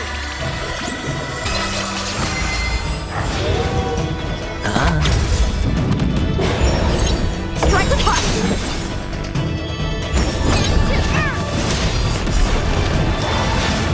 You've got style with those moves, but you're not striking where it counts. It's such a shame to see you misuse your sword like this. All will be swept away by the wind. Bladed flash!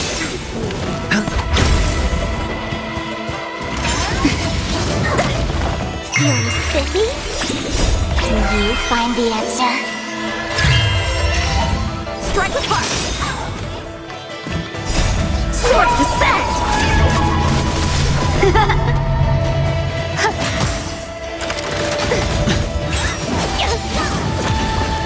It's on me. Bust. Or maybe I'll take it off. Watch your head.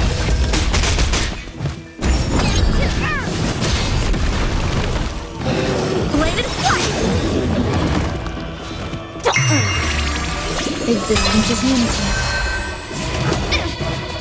Strike the puck!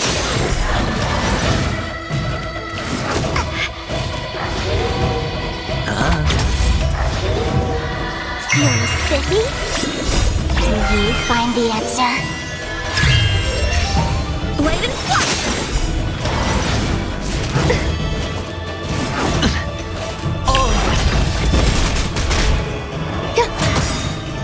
All will be swept away by the wind.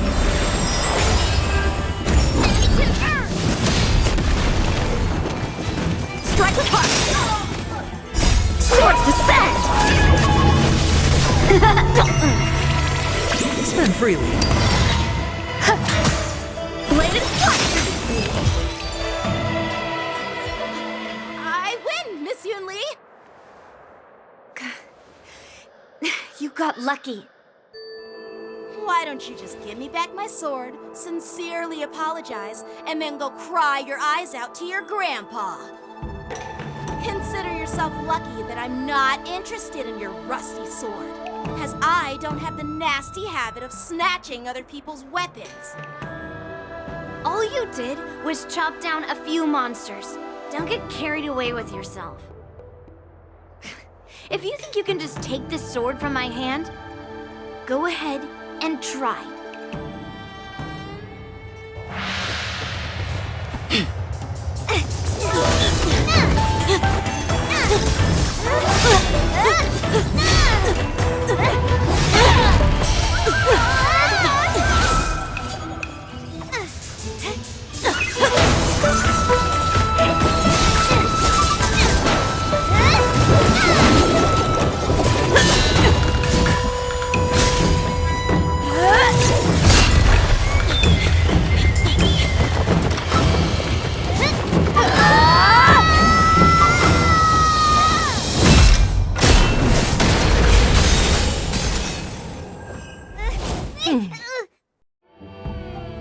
Well fought, my young friends.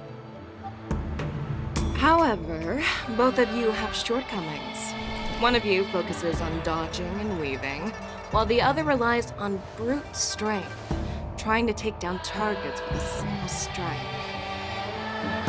Who are you? Me? I'm just a patient seeking medicine from the Alchemy Commission. A passerby, if you will. I thought I'd see my fill of impressive fights during the war dance. Yet here I am, able to witness a remarkable fight at the Alchemy Commission, of all places. Well, the Lawfu is never short of surprises. However, I have a small suggestion for you. Why don't you settle this dispute fair and square in the war dances ring? That way, you can resolve your differences with a proper duel and put your grudges behind you. Grudges? No, not at all. Yunli and I, we were just sparring. Sparring? You summoned your flying swords, and she swung her sword with full strength. No grudges between you. I don't believe it. Aha! What brings you here, Lady Fei Xiao? Have you finished your health consultation with the Dragon Lady? Fei Xiao? Grandpa always talks about you. Could it be that you're... The Merlin's Claw of the Xianzhou Yaoqing? Looks like I'm quite famous on the Xianzhou Luofu, too. Of course. Everyone has heard of the great general. Known to all, and unbeknown to none. Great General? Isn't that title a bit too narcissistic? I don't like it. Ooh, I heard there's a dozing general on the Luofu, so I came up with a humble nickname for myself. The Lacking General. Lacking in worries, regrets, and rivals. Sounds much better, right? Yeah, that's a befitting title that sounds both humble and impressive. Now that the sparring session is over, Yanqing and Yunli, shouldn't you politely thank General Fei Xiao for her guidance and bury the hatchet? Here's your sword. Keep it safe. Or it might get taken away again. By the way, we haven't settled the score yet. I'll defeat you fair and square next time we fight. This is how she apologizes? Now that I finally got my sword back, I should report to the seat of divine foresight. I'll take my leave, General Fei Xiao.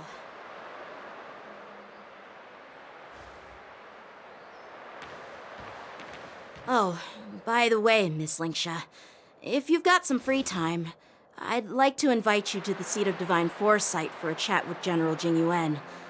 I think there's more to those personal grudges you mentioned earlier.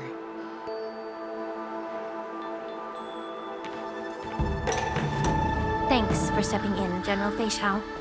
Otherwise, I'd have had to knock them out with my incense. Not at all. Just doing what you asked. How about we call it even as payment for the healer lady's consultation? Sorry, but even a general needs to pay their bills. We don't do credit here. And let's not forget, you'd have been waiting decades for a chance to see the Dragon Lady if it weren't for me. Well, you can always send the bill to the seat of divine foresight and say it's for mentoring those kids. After all, it was quite the effort splitting them up. I nearly had to get tough. Now, if you'll excuse me, I need to find a spot and get some fresh air.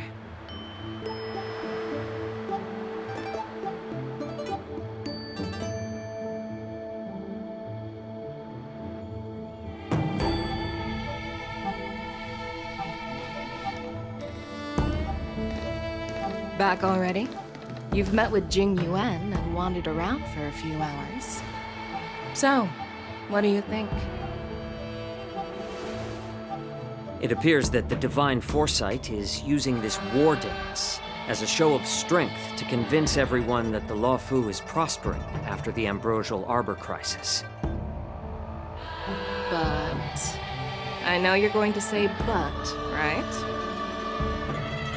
But the influx of people attending the war dance is like a breeding ground for disorder and rumors.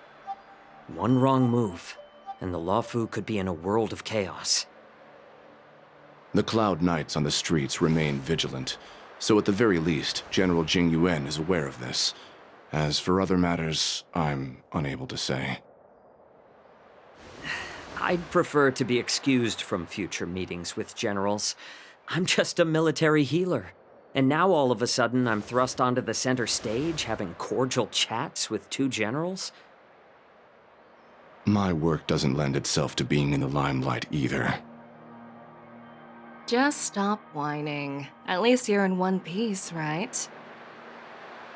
Before getting in touch with General Jing Yuan, I wanted to put aside my assumptions and see his momentum. That includes the overall bearing of the Cloud Knights on the street, what people are saying, and how those close to him behave.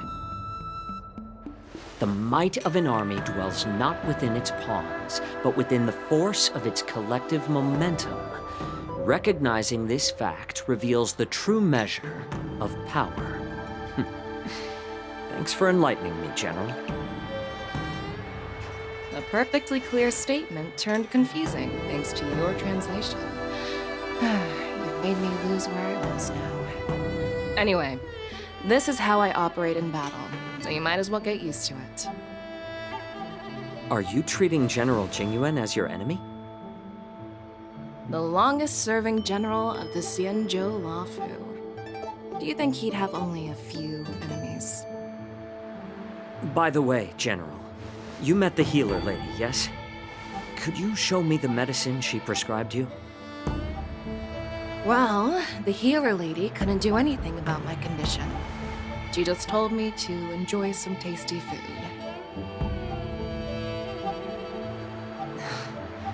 So not even the famed healer lady could help? Don't worry. I'll fulfill my promise and find a way to cure you. Actually, I've found some leads. Well, life and death, Jiao Zhou. It's all predetermined. Upon starting my military career, I made a pledge that the rest of my life would be dedicated to being the Xianzhou spearhead, hunting down the abominations of abundance till the end of my days. As long as I can fulfill that deep-seated desire, I don't care how long I live. You asked if I view General Jingyuan as my enemy. No. My real enemy has always been myself.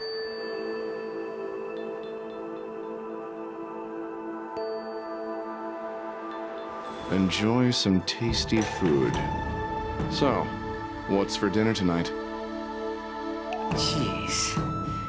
You really know how to read the room, don't you? You guys figure it out for yourselves. I'm due to catch up with an old war friend I've not seen for quite a long time.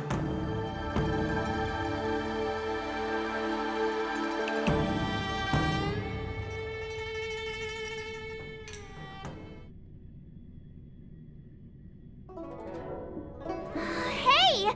Was that the Yaoqing general who just dropped in out of nowhere? Oh, she's so awesome! I mean, when Yun Li swung that massive sword, she just casually blocked her attack with ease. Mine too. Yeah. But to go up against Yun Li is quite impressive, you know? That aura of heroism and grace. It almost makes me want to learn Xianzhou swordplay. You think so too, right?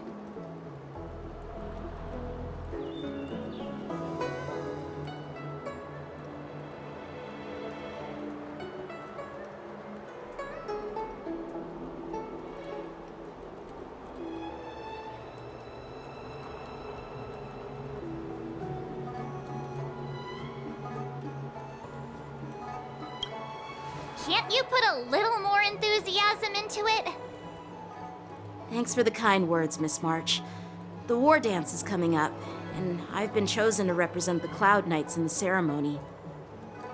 I've had my fair share of defeats lately, and even though I know there are always more skilled swordmasters out there, seeing General Fei Xiao's skills today has made me feel a bit uneasy again. Don't underestimate yourself. After all, generals won't fight in the ring during the war dance. Just remember the state of mind you had when you single-handedly took on me and Blade, putting life and death aside. With that mindset, you can prevail against most challengers. I see. Thanks for the advice, Master Danheng. By the way, now that today's events are over, General Jingyuan wants to invite all of you to the Seat of Divine Foresight. He has something important to discuss.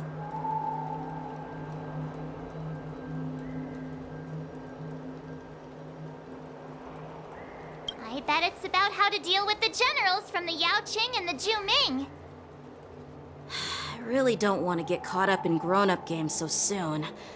I just hope Generals Fei Xiao and Huaiyan can see the truth. We don't need any more chaos on the Luofu before the war dance.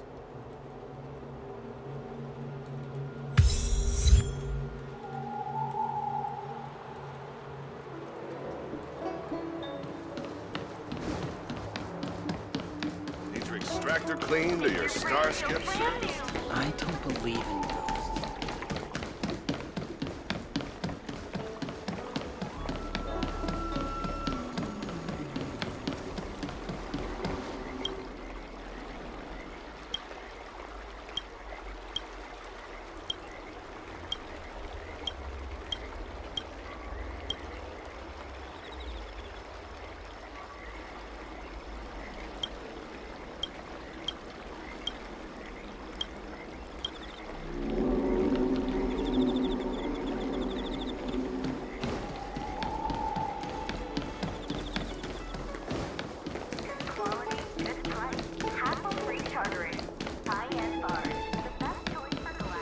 What is your purpose for entering the seat of divine foresight?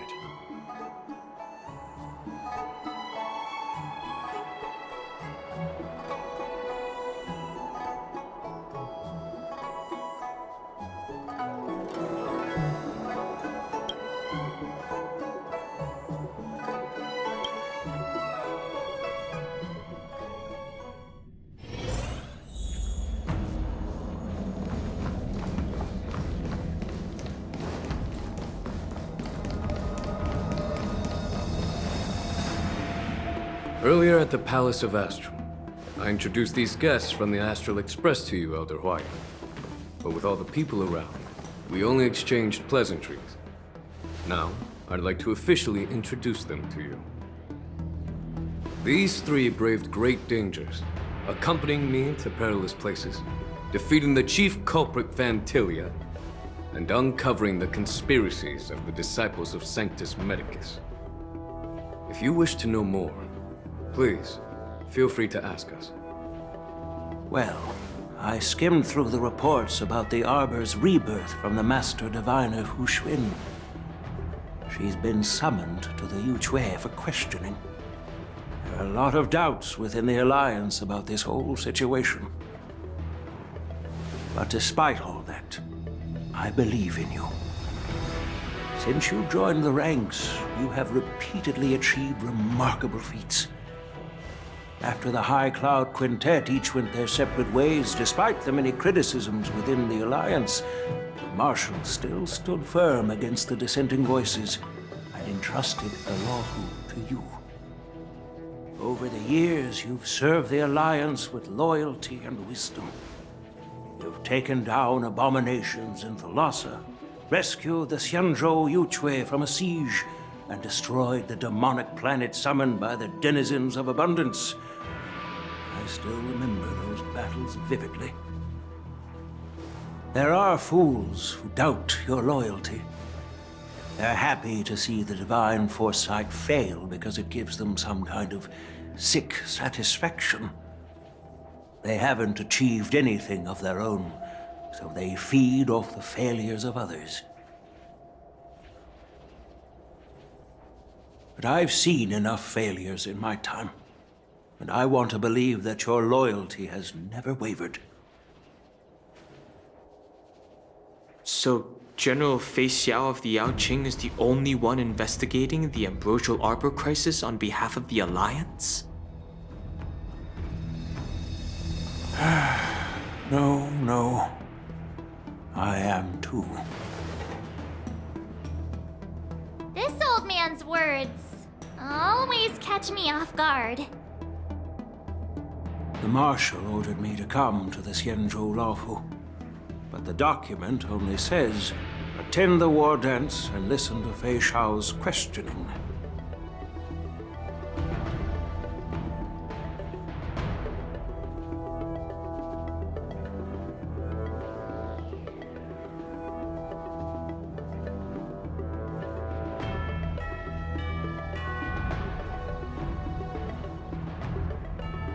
No need for that. You're all important witnesses. The Marshal is well aware of Jing Yuen's purpose in holding the ceremony, and understands the situation he is facing. She mentioned it because she believes both issues are important. Thanks for your kindness and sincerity, Elder Huayan. But is it appropriate to tell everyone here about the Marshal's orders? By introducing the Express's witnesses to me alone, aren't you aiming to discern the intentions behind both my actions and Fei Xiao's? And whether there's any discord between us? Well, since I'm being open and honest with you, I encourage you young folk to do the same. As for the Ambrosial Arbor crisis, all I need to do is listen. General Fei Xiao will be the one asking the questions. To be honest, I'm more concerned about the timely start of the war dance. Oh, by the way, I've prepared a gift for the war dance.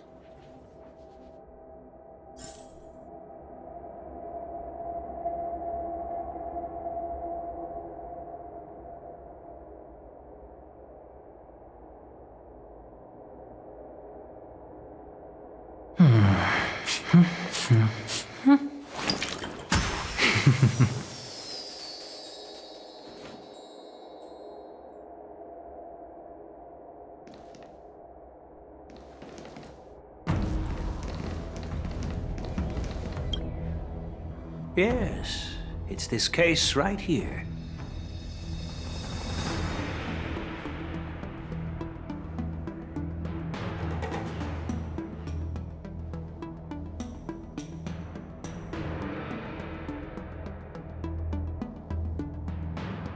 There will be numerous contests and celebrations during the war dance, and the main event will be the Ringmaster's Challenge.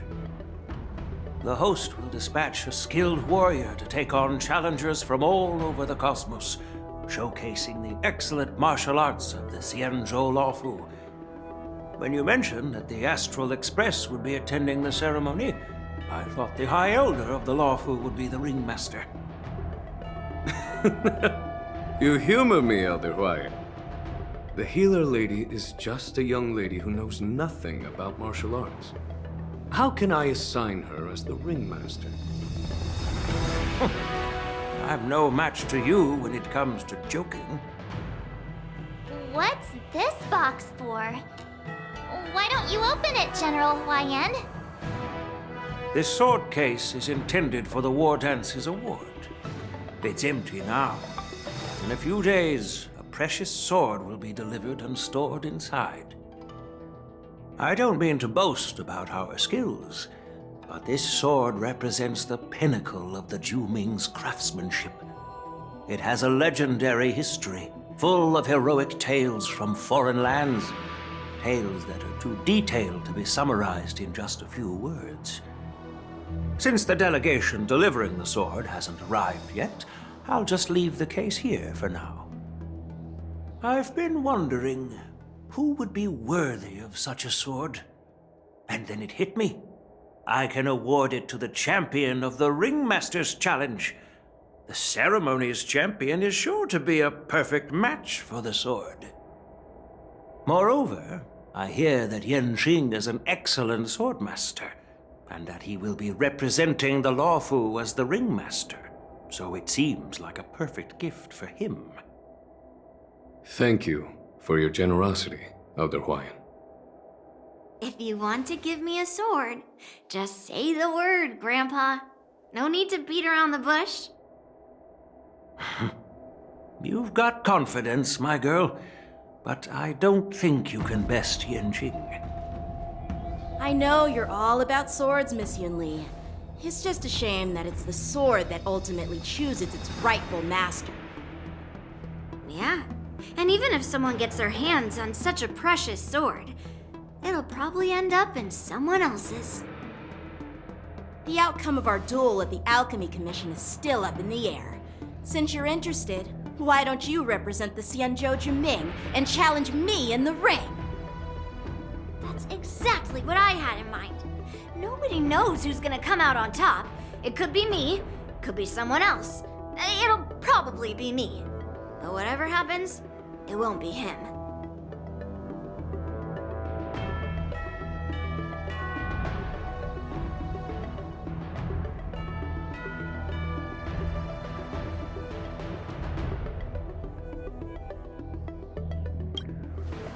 Not to be rude or anything, we've been watching their drama. I'm dying to find out who beats who.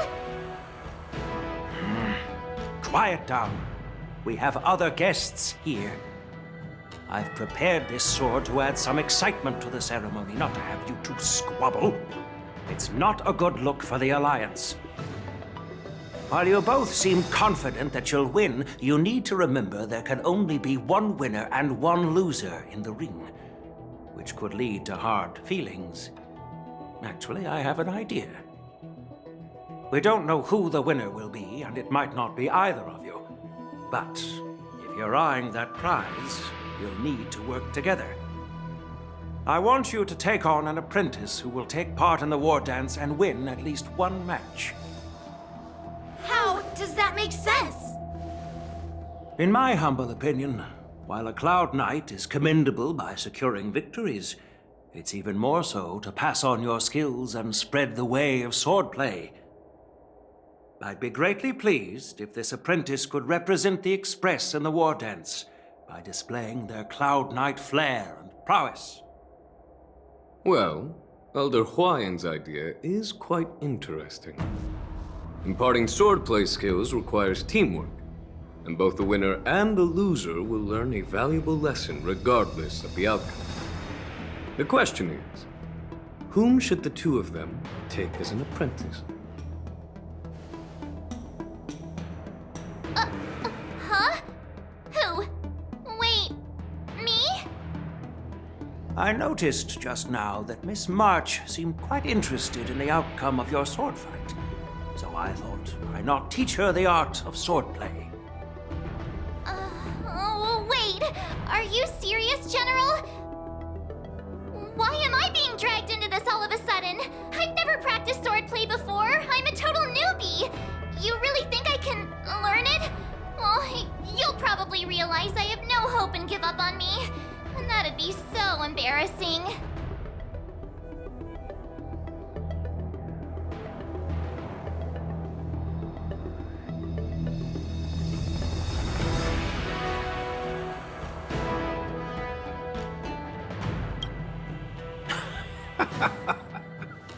Your talent is quite unique.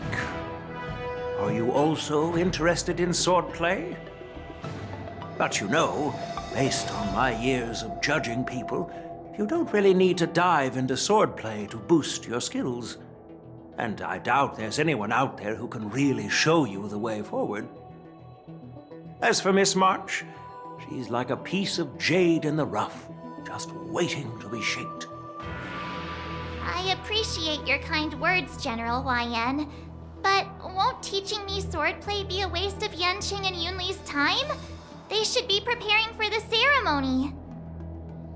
Plus, I heard that each swordmaster has their own special moves. What if they let something slip while teaching me? If everyone knows each other's tactics, won't that make it hard to catch people off guard during the war dance? That's considerate of you, March 7th. But don't worry. It'll take you at least a decade of hard training before you can even start learning special moves. No need to freak out. A few Juming swordplay tricks will mean you'll be more than equipped. Really? Looks like March's curiosity has been piqued. The whole point is to know each other's moves. Defeating your opponent in just one move? How boring would that be? Plus, what really decides a swordsman's fate isn't some special move. It's the solid fundamentals. So Miss Yunli has already agreed. What do you say, Yanqing? General, I haven't graduated yet. How can I be qualified to teach swordplay to others? So you're admitting your defeat, huh? If you're not even confident to teach, why don't you let me be the ringmaster instead? Yangqing. Teaching an apprentice is also a way of honing your own skills and gaining insights. You've been an apprentice for years. It's about time you looked at swordplay from another perspective. I see, General. Then count me in. Now that Yangqing has agreed too, it all comes down to Miss March giving her no. It's up to you to make the final decision, March.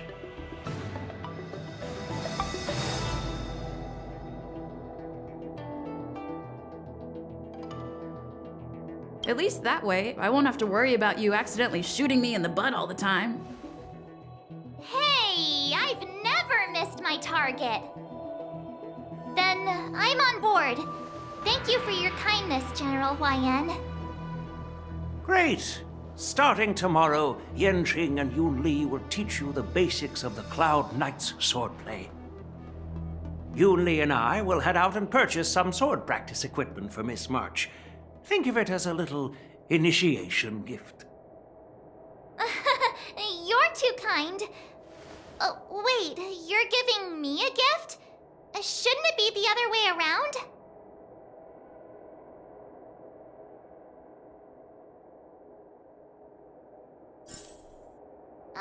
General Huayan's gone. Wait, why does something feel off about what we talked about?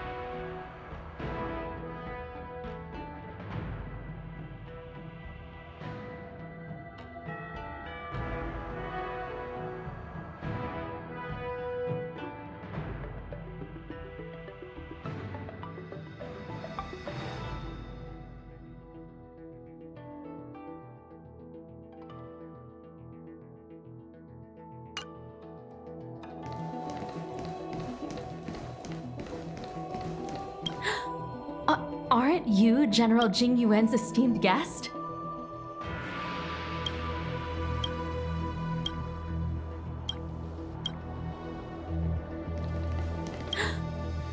Aren't you...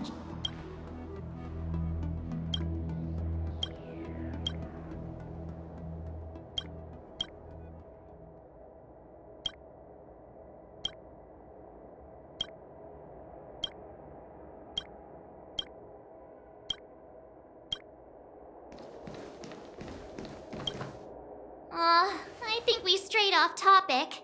How did things even get to this point? Yeah, I brought you here because the General said he had some important matters to discuss.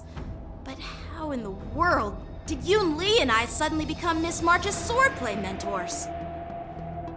Because General Huayan wants us to stick around on the Luofu for some time.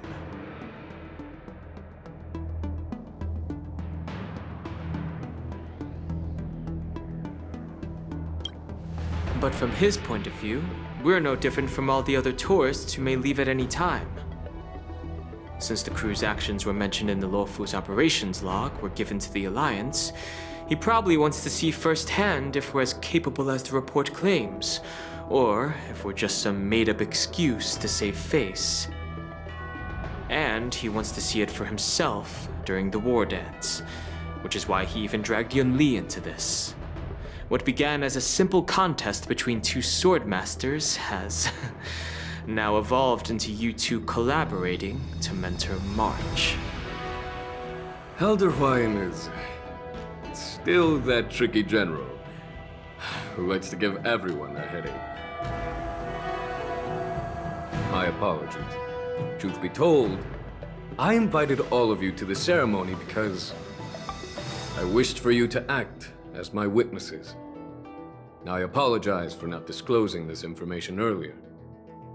In the coming weeks, I'll also invite all of you to a meeting with General Fei Xiao, where you may need to answer her questions and clear up any doubts she might have. So please, be prepared for the meeting.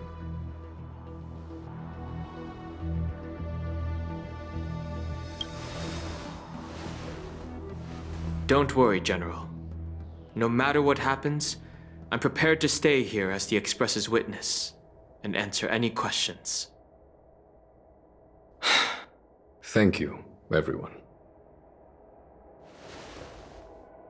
General, I know there isn't much I can do to share your burden, but... As the Luofu Ringmaster, I won't let anyone defeat me in the war dance. I know.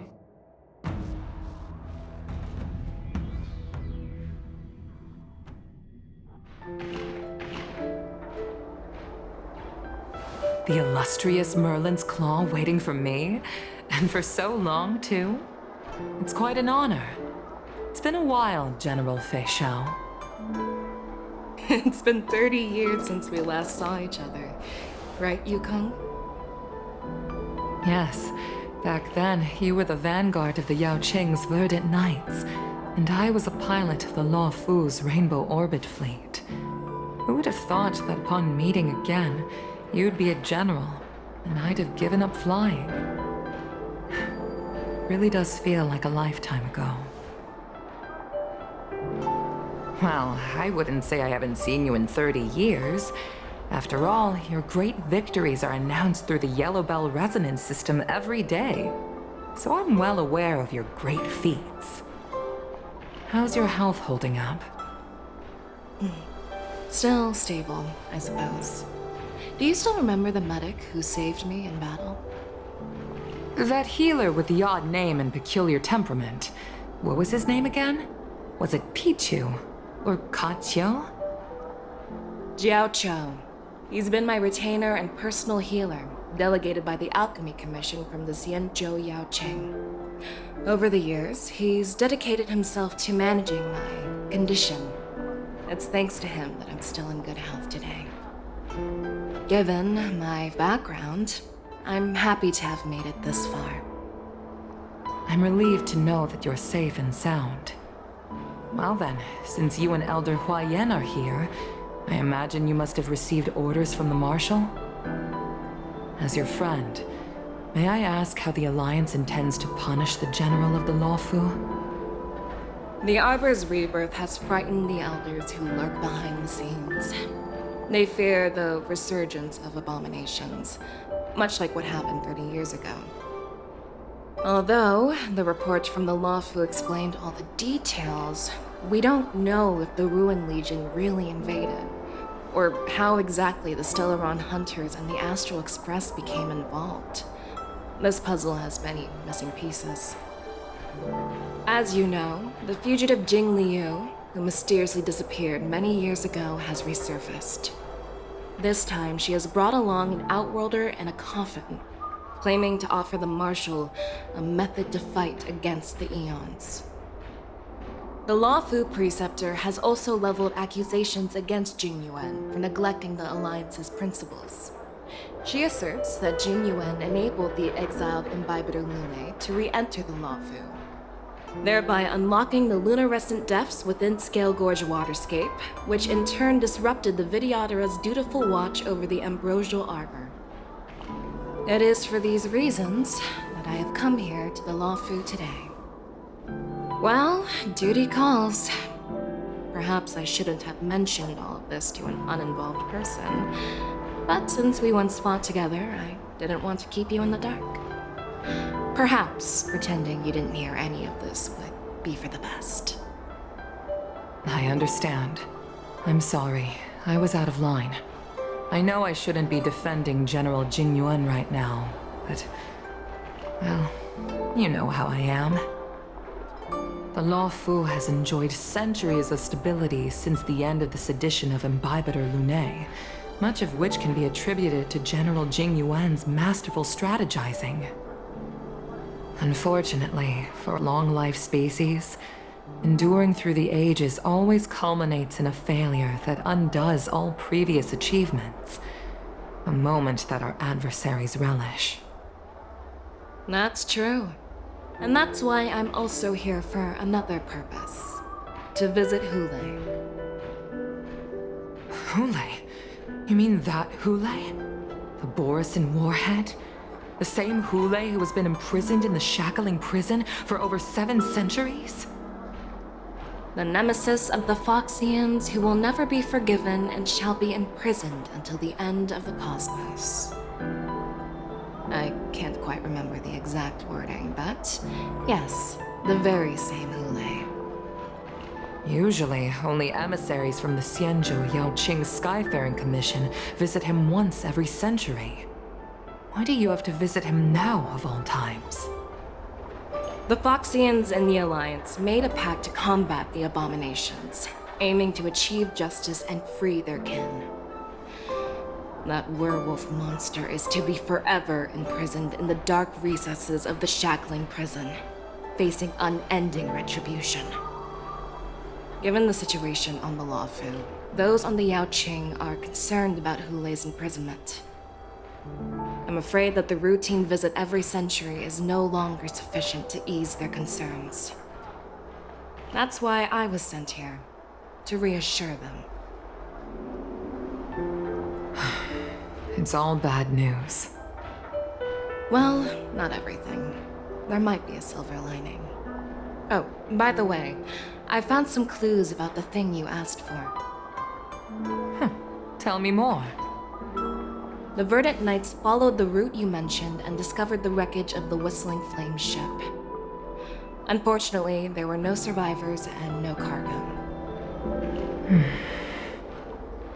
However, someone had already been on the scene before we arrived. Our people? Or someone from the IPC? No, neither. Yukon, have you heard of a person named Ron May?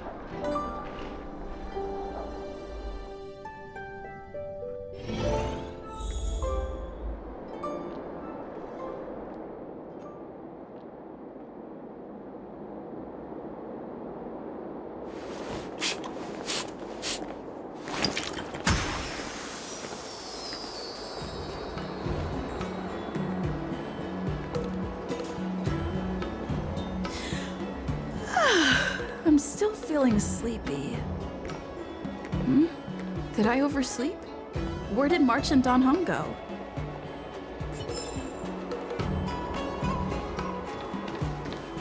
When it first opened, the Petrichor Inn had another name.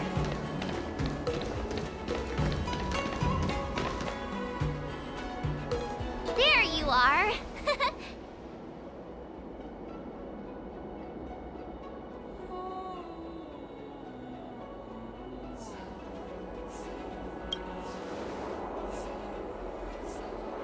It's an honor to learn from you, Master Yanqing. Oh, in all those immersions and novels I watched, when apprentices want to pay their respects to their masters, they usually bring fancy gifts, kneel, and bow. I'm really sorry, but I haven't prepared anything yet. Hey, why are you blushing, Master Yanqing? This is, the first time someone has called me master. I need to, get used to it. Let me make it clear. Swordplay training is about improving your body, mind, and strength. It's not a casual game you can master overnight. I promised General Huayan that I'd teach you Cloud Knight swordplay, so you can participate in the war dance and defeat at least one opponent. I'll do my best, but if you break your master's rules...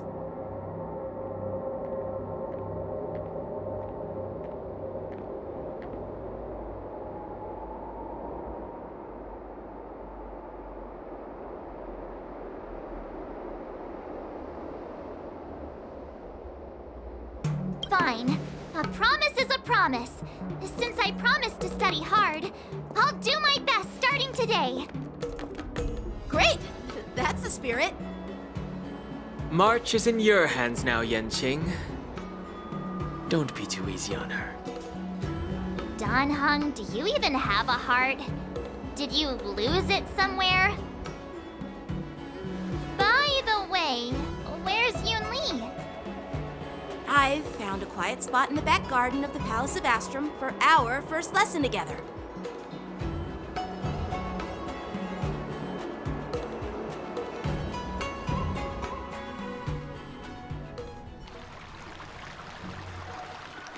Seriously? It's the first day, and you two are already late? Why is everyone on the Luofu so laid back? So disappointing.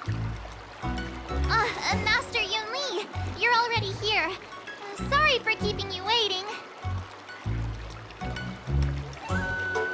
Oh, wait. Were you trying to teach her in secret? That's sneaky. I'm just showing you what Luofu etiquette is all about. She might be my apprentice, but it's customary for the master to personally escort their apprentice to the place of learning. As the host, I'll be teaching Miss March the essence of Luofu swordplay, after which she'll emerge victorious in the war dance ring. You won't be complaining about Luofu swordplay then. Stand aside, rookie. Let me show you how we Zhu-Ming swordmasters treat their apprentices. Quickly, over here, Miss March. This is a reverse mentorship gift from me to you. I hope you put it to good use.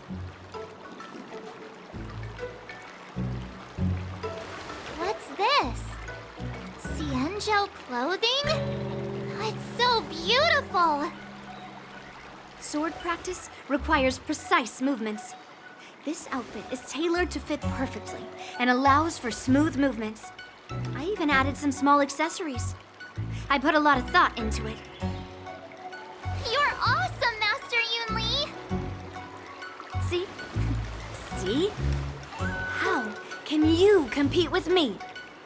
I'll teach March 7th the essence of Zhu-Ming swordplay so she can win the contest with my sword skills.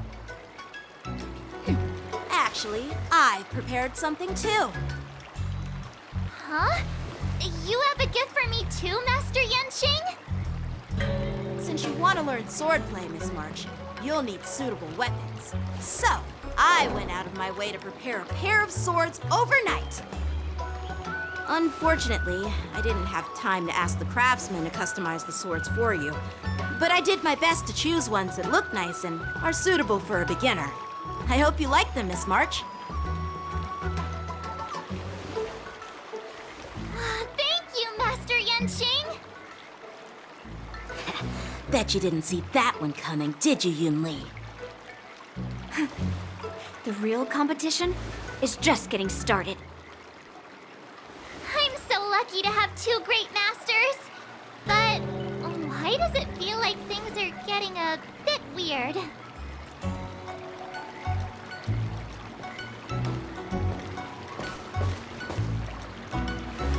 So what do you think, masters? Does this outfit suit me?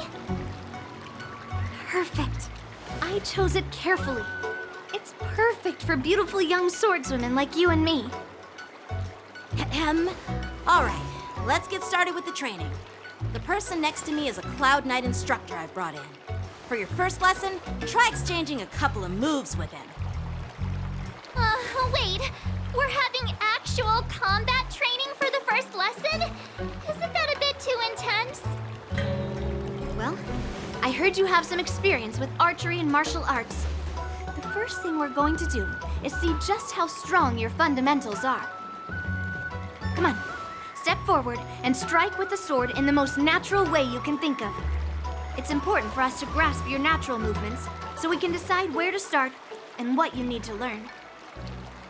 If you're ready, let's begin. Okay.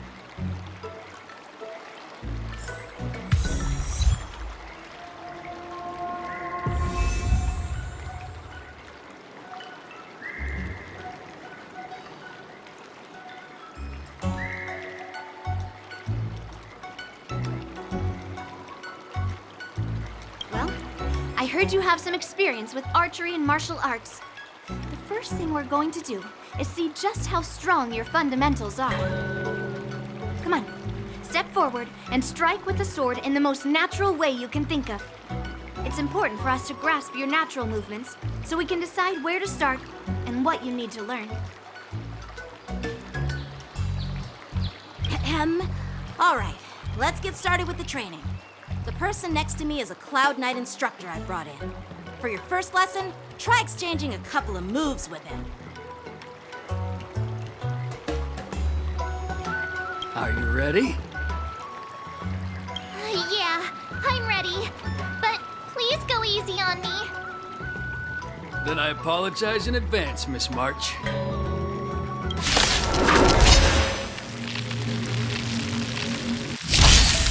I could take 10 of you!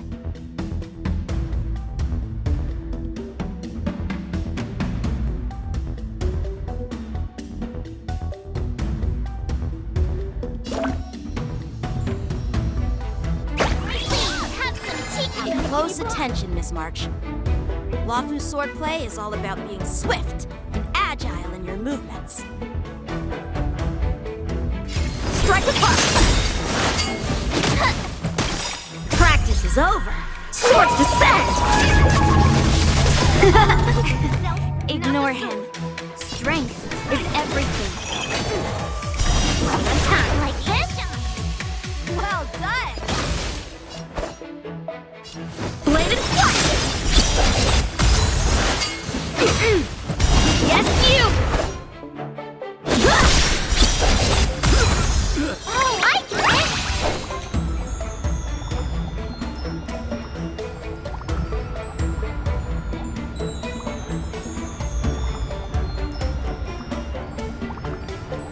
Watch, Boo.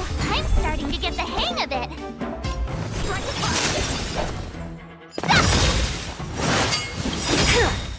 Right on time. Time to show you what I can. Azure Dragon, White Tiger, less cards. Watch this! What? I'm remembering it all. Isn't this sword technique? Shouldn't I be saying something cool? Mountains!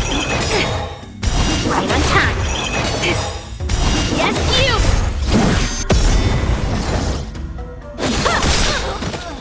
See through clouds!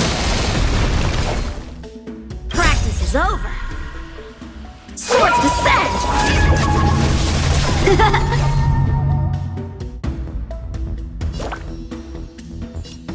Here you go, Master! Time for swordplay!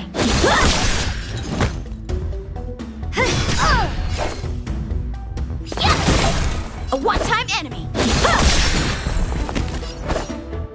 Bladed flash! You'll make good practice. Nice job! Right on time. Yes, you! Strike! Mountains fall! Strike apart! Oh, I get it! Oh, check out this move! Right on time. Time to show you what I... Azure Dragon, White Tiger, less cards! Watch this!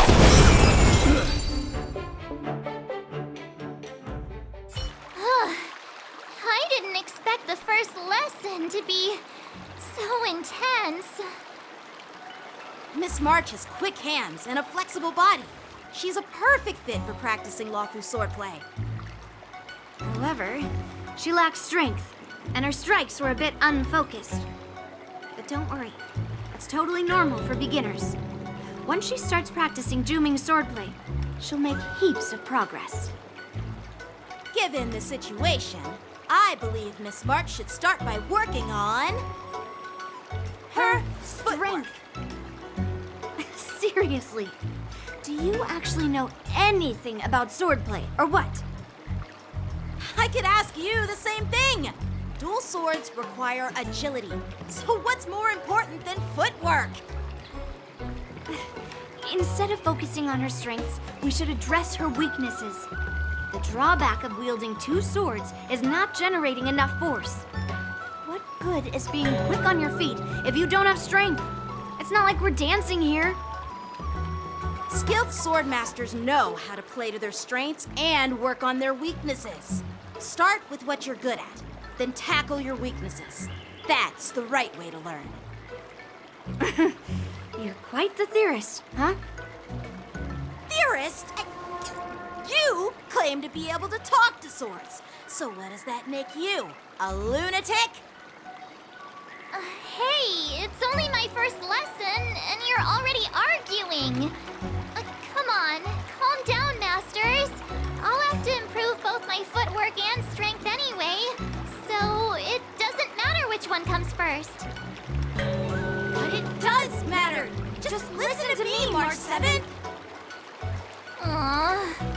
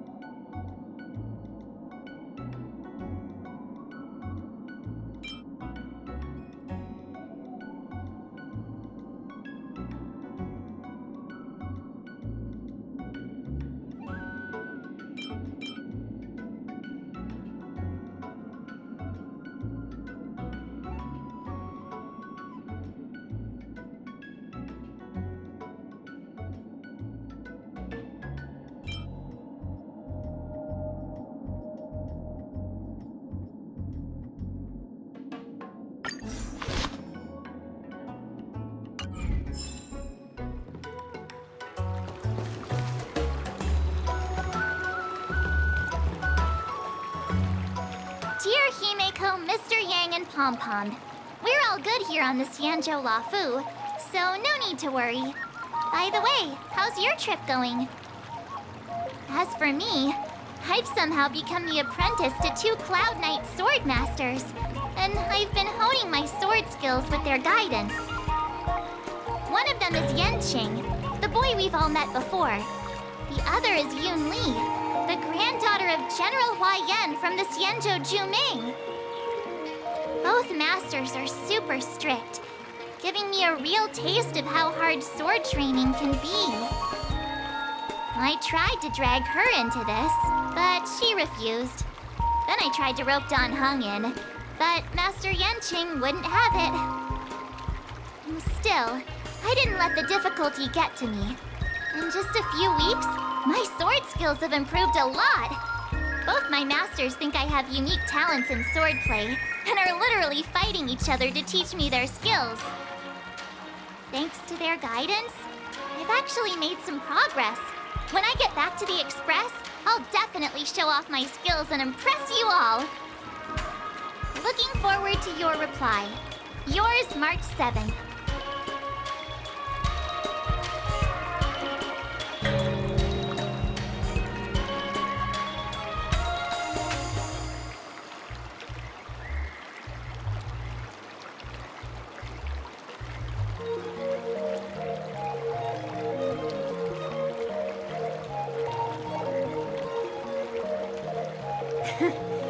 Well done. Let's call it a day.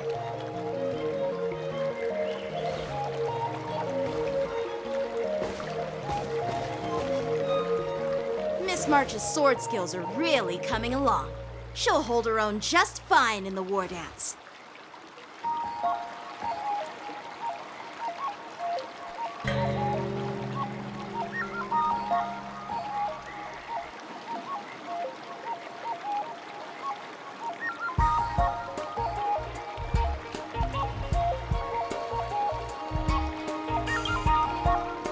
Just you wait and see.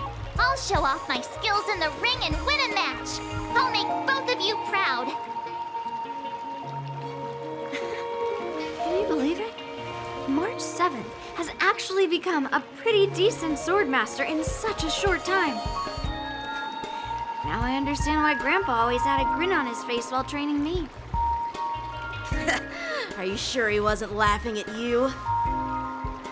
Oh, shut up. It's all thanks to your amazing guidance, Masters. Miss March, you're really getting the hang of wielding dual swords. If you're keen on advancing, trying out different Xianzhou blades can improve your touch. Oh, let me see. Which sword is the most powerful? Single sword? Great sword? Or maybe a flying sword? There's no such thing as the most powerful sword. It's all about the skill of the swordmaster. Yenqing wields several flying swords, while I only wield one. But remember how I kicked his butt at the Alchemy Commission? First, you didn't kick my butt. Second, you'll never kick my butt. Third, how about we settle this right now and see who kicks whose butt? Yeah, I'm up for that. And if I kick your butt, you'll drop out of the war dance. Deal? Why are you two arguing again? I thought things had been improving between you lately. There was talk that the leading disciples of the Law Fu and Juming generals were supposed to face off in the war dance, but for some reason, they suddenly teamed up to train an apprentice of their own. Turns out the rumors are true.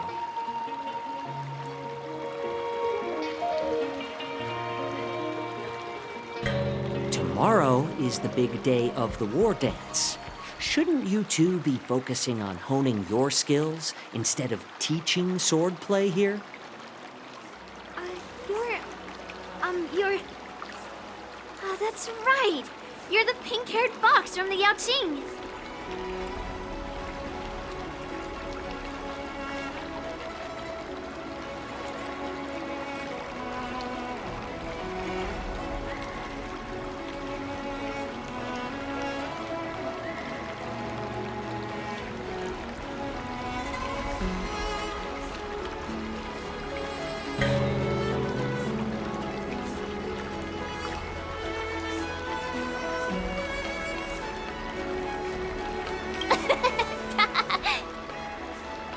What are you laughing at? You've got pink hair too. I'm Jiaoqiu, the healer working for the general of the Xianzhou Yaoqing. Ah, got it. So you're the participant attending the war dance on behalf of the Yaoqing, and you were trying to sneak a peek at our training? Sorry for the misunderstanding. I don't know anything about martial arts. I'm just here on the general's orders to take care of some official business. I didn't mean to interrupt your training. I'll be on my way. If you know nothing about martial arts, why were you smirking earlier? Well, my curiosity got the better of me, I suppose. When I heard Miss March's pondering about what to learn, I couldn't help but wander over. From my professional experience, cleavers, slicers, chopping knives, and carving knives are all just tools. Kind of like frying, sautéing, boiling, and deep frying in cooking. They're just ways for people to show off their skills. How you use them really depends on the ingredients you're working with. It's like your sword teaching methods. If you align your ingredient, in other words, your apprentice's natural tendencies, with the right cooking method, by which I mean the teaching method that best suits her, she'll make double the progress in half the time. For example, golden eggplant tastes best when fried, cloud peppers when stir-fried, and yellow boulder beef when simmered. It's all about discovering the nature of the ingredients. Apprentice.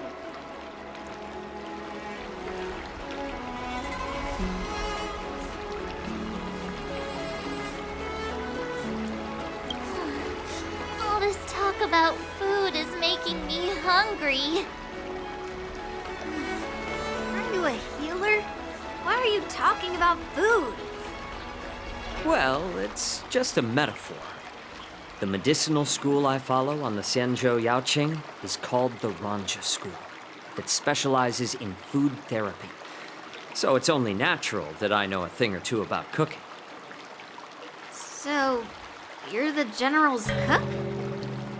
I'm a healer. But anyway, a cook who isn't interested in health doesn't make for a good advisor. Fine. Call me a cook if you want. Seeing the way you're looking at me, it's obvious you think I'm just some feeble academic who likes to blabber on about martial arts. But, in reality, I know a thing or two about killing. After all, the art of healing inherently encompasses both life and death.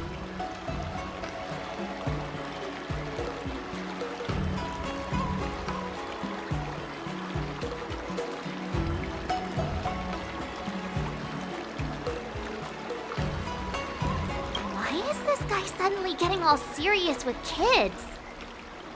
Do you recognize this bottle of medicine in my hand? No. This is called tumble dust, an extract from an exotic flower named Yabra. Ugh, is it poison? Well, it depends on how it's used. With just one drop, it's able to numb a patient's body during surgery, making them painless throughout the entire process. However, increase the dose or the potency, and it'll slow the metabolism, making the blood thin and resulting in the loss of all senses. Even long-life species cannot escape its effects. This thing can save lives or take them. It's more powerful than the swords in your hands. That may be so, but still, I prefer settling things with a sword than, you know. Huh. Looks like I did get you all wrong. You're not a feeble scholar, but a sinister and despicable one. Hey, why the insults all of a sudden? I'm just sharing some medical knowledge here, not persuading you to poison anyone. Seems like you get real excited when talking about poison. I can't tell if that's an honorable thing or sinister. Picture this. 2 individuals. The one standing is full of malice. The other lying down is honorable and righteous. How can the one who's lying down label the one standing as sinister? In the throes of combat, where life and death hinge on a singular moment, every idea fades into nothingness. The only thing that matters is staying alive. Surviving the battlefield reshapes all notions of worth, be it integrity or treachery. In my eyes, their significance is negligible. Perhaps you've underestimated Yunli and me, Mr. Jiaoqiu.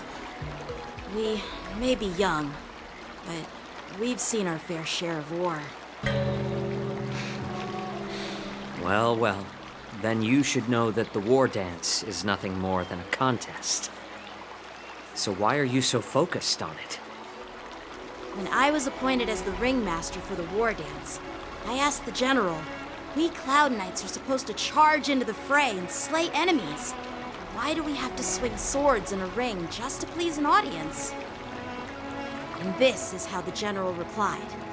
To unsheath your sword in a ring is no different than on the battlefield, as your sword reveals the might of all Cloud Knights. The war dance is the perfect chance to showcase martial virtue and forge alliances from all over the cosmos. When we unsheath the sword without drawing blood, we not only display our might, but also the martial virtue of the Cloud Knights. That's quite an insightful statement, Yanqing. Well, my apologies for being so short-sighted. I've been on the Luofu for quite some time, but I haven't had the chance to see the ceremony venue for myself yet. Hearing you speak so highly of it has piqued my curiosity. Would you mind showing me around? You want to see the Sky Splitter ship where the war dance will be held? Let's go! I bet Yunli and Miss March haven't seen it either, right? Well then, I'll give you all a tour.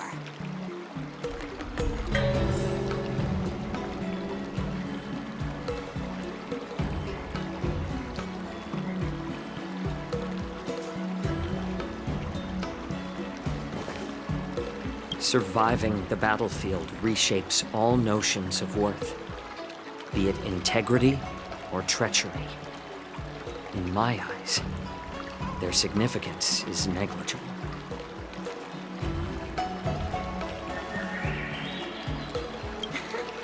Can you believe it?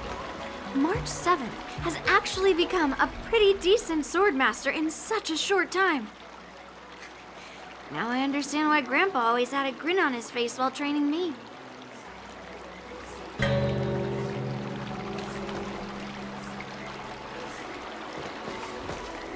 Let's go. I'll give you a tour of the Sky Splitter.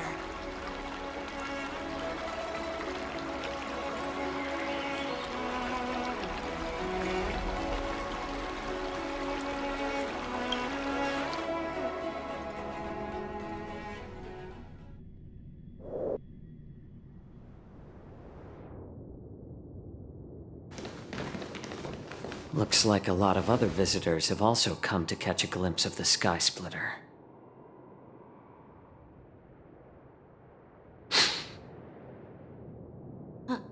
What's up, Mr. Jiaoqiu? No, it's nothing.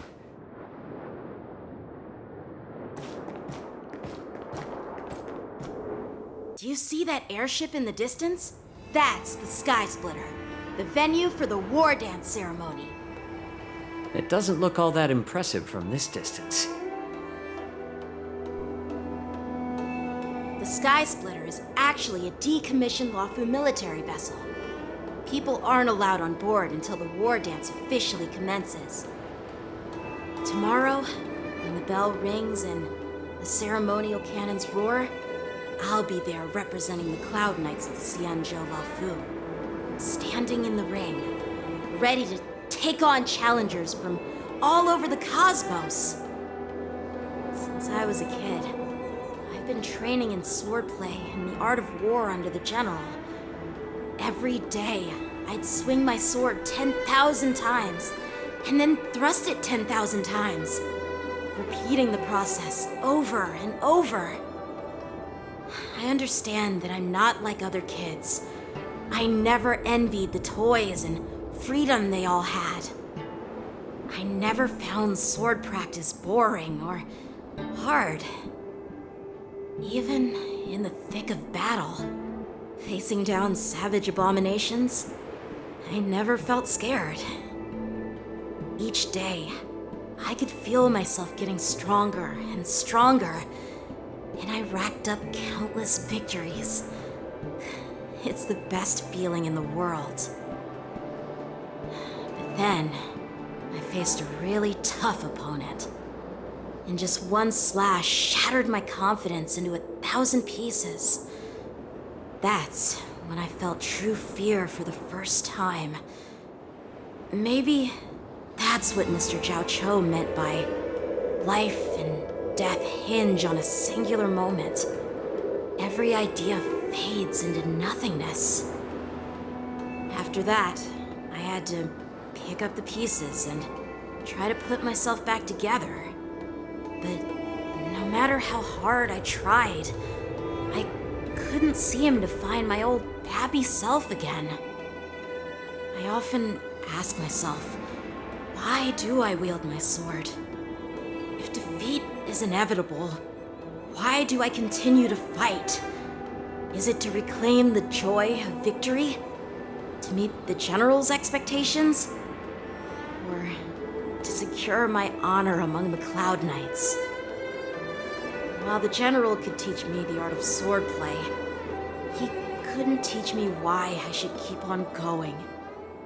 He said the reason must come from within myself. I've been struggling to find that reason.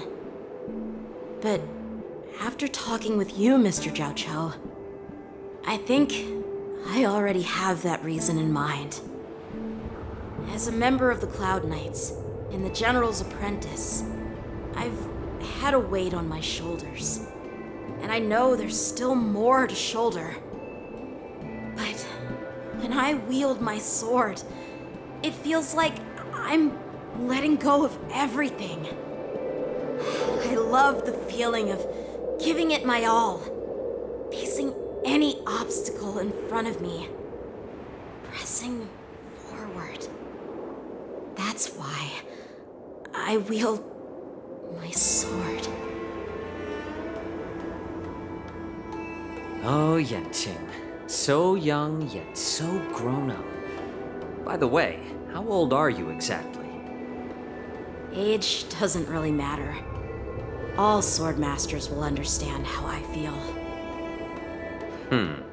I get it. Looks like all the kids on the Luofu live tough lives. So, how about you, Miss Yunli? It's not polite to ask a girl her age, no matter which Xianzhou ship you're on.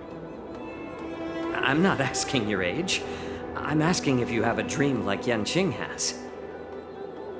You don't talk like a cook. You sound more like a TV host or something. Need I repeat myself again? I'm a healer. Well, I don't have a dream like Yanqing does. The only reason I'm participating in the Ringmaster's Challenge is because I made a promise to my grandfather that I'd win the precious sword he's contributed to the war dance. Sounds like that mind of yours is just filled with swords. I bet you've got nothing better on your mind. My father was a craftsman on the Xianzhou Juming. Because of his foolishness, many innocent people fell victim to the cursed swords he forged. Since I was a kid, it's been clear to me that not everyone deserves to have a weapon in their hands. Giving them a sword is no different than being cruel to the innocent. So, whenever I come across someone unworthy of a sword, I can't help but want to take it away from them. Given that Yanqing is the war dance ringmaster, I'm stepping up to challenge him. To ensure the precious sword doesn't fall into the hands of an unworthy master. Hey, what do you mean by an unworthy master? I see. It's not easy for kids on the Juming either. Well, it's better to have a reason for wielding a sword than to be lost and confused. I've saved countless Cloud Knights in my life, and there are plenty of exceptional warriors, just like the two of you. What happened, Mr. Zhao Cho? nothing. I was just reminded of some old friends and old tales. Judging from my professional perspective as a healer, both of you possess remarkable vitality.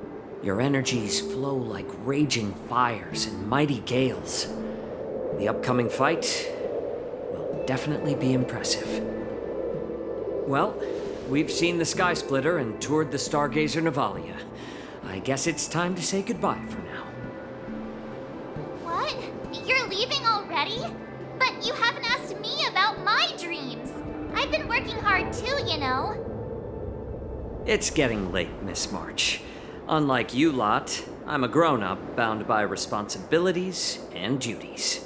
The tasks entrusted to me by the General won't complete themselves.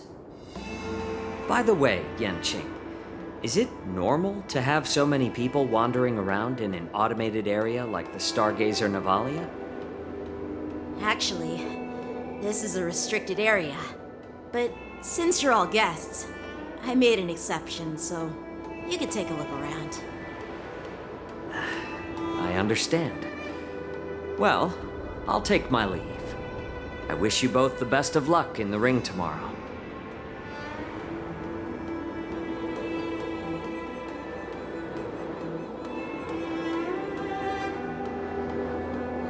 Seriously? I just spent so much time thinking about my dream, but he didn't even ask me. Now that we're done with our tour of the Sky Splitter, shall we continue with our training? Why don't we take a day off? What? You want to secretly practice swordplay by yourself? Dream on. You know cramming before a fight never works out. For some reason, seeing the Sky Splitter has boosted my confidence. So, I've decided to conserve my strength for tomorrow. All right, I'll take you out of the Stargazer Navalia.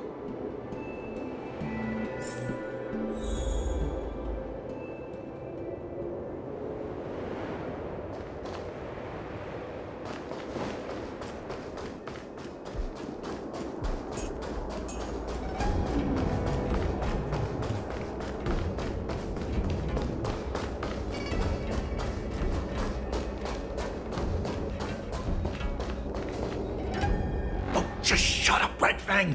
This is not a beast ship. I need some time to take care of things. You willingly donned the skin of a lowly beast to join this mission, dedicating yourself to our glorious cause. And now you're telling me you can't handle it? Do you realize how many ships we need? I'm doing my best, all right? It takes time to figure all this out. When the guns go off tomorrow, all eyes will be on it. That'll be our only chance. How's that? Who's there?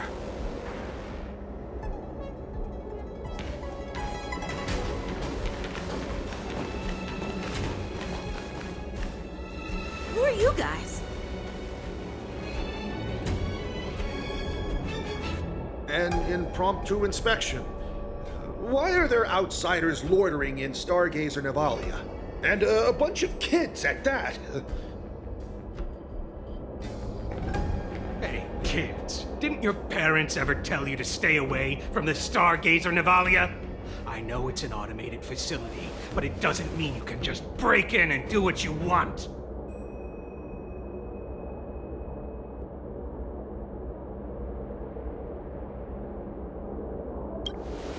First of all, I'm an adult. Second, I didn't just break in.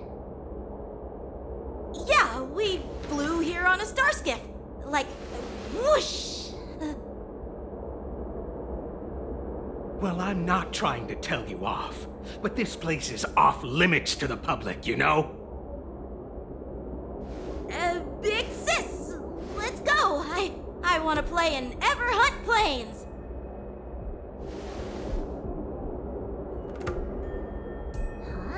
Ever hunt planes? Yeah, sure. The big sis will take you there.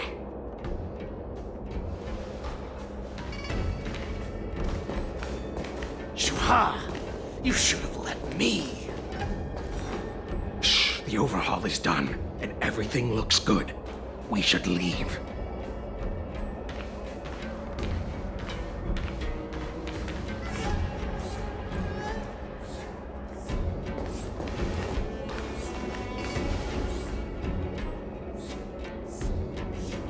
Could you repeat what you just said, Yenching? What did I say? Big sis, let's go. I want to play in Everhorn Plains. Come on. Can't you read the room? Something is definitely off about the 3 people we just met. Yeah, anyone could see that.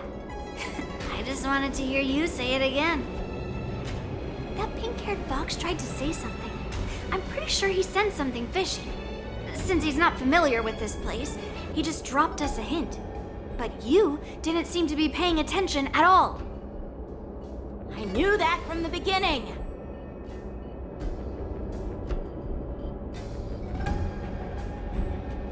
They said they were doing an overhaul, but it looked like they had no idea how to operate the Starskiff production line, right? And it's suspicious how they suddenly finished their overhaul and walked away as soon as they laid eyes on us. A Cloud Knight, a member from the Skyfaring Commission, and a craftsman. They're from various departments, and the reason for the overhaul seems legit. But one of them blurted out some weird language just now. Did you hear that? I have a feeling that if we secretly tail them, we'll definitely catch these guys in the act. Follow my lead, and be careful not to blow our cover.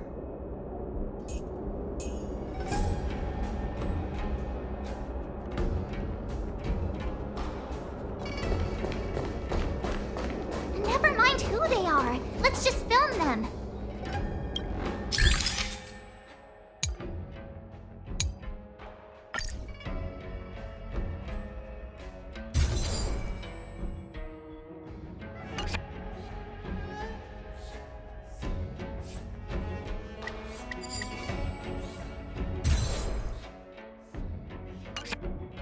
We should have just killed those lowly beasts. Those little brats won't take up much space. There are boxes all over this place. Just dump them into one and no one will notice. Cut the theatrics, Grulok. Even the slightest slip-up could interfere with Lord Moktok's plans. So where are we heading next? To check the freight skiffs. We've got a lot of preparations to do. Also, don't forget to take those crates with you. Weapons, supplies. We've got to be well prepared. Otherwise, we're screwed. So, are they smugglers? What exactly are they up to? I have no clue, but they seem to be moving those crates. I've got an idea. We can hide inside the crates and follow them.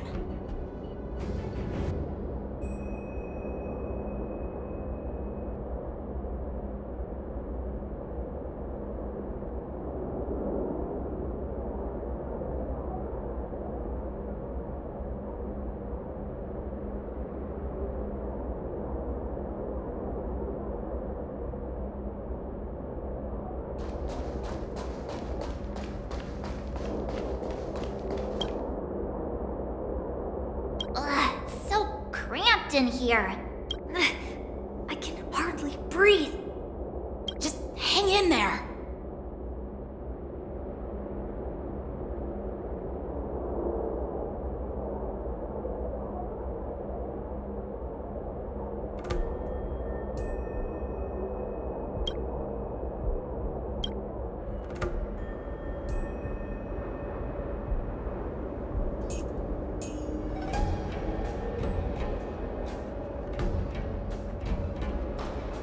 Let's just put the cargo here for now, all right?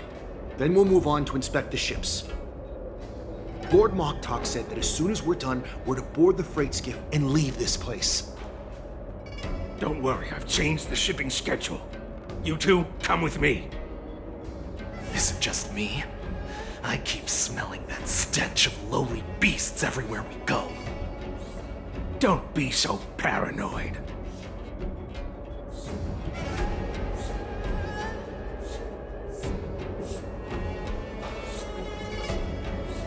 Looks like they're planning to escape on the skiffs in Stargazer Navalia. They keep talking about their plans, but where do they come from? And what do they want to do on the Xianzhou? They're definitely up to something bad. Wait, they disappeared. Let's catch up to them.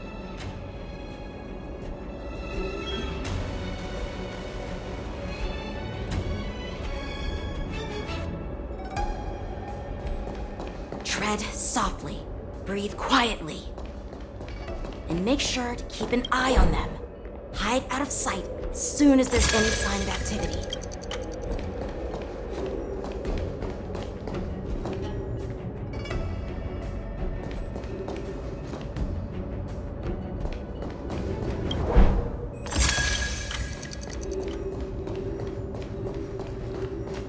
Watch out!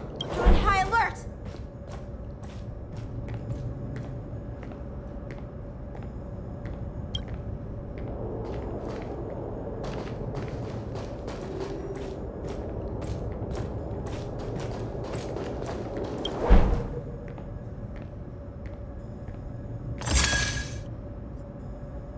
Don't be so paranoid. We're running out of time. Get over here! Shuhart, I'm coming!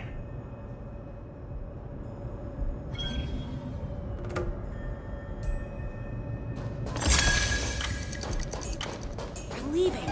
We should catch up to them. Quickly!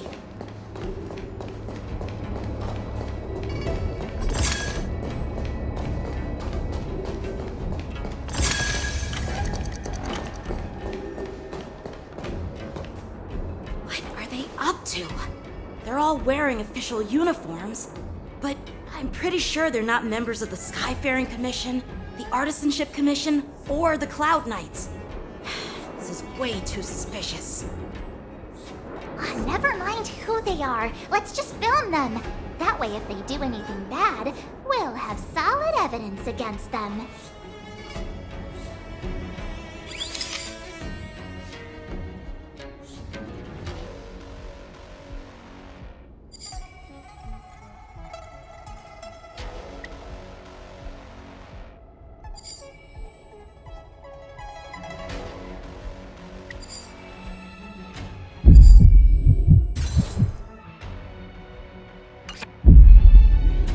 Look at this. A freight star skiff with enough room to fit at least 20 of my men. I'll let the others know and have them prepare more star skiffs. Once we're past the checkpoint, there will be beast ships waiting for us. Lord Moktok is ready. The revival of our ancient bloodline all hinges on this operation.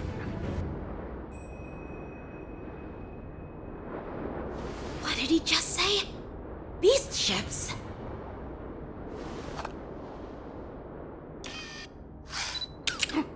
Who's there? It's those brats! I told you to get rid of them, but you didn't listen, you idiot! Wipe them all out!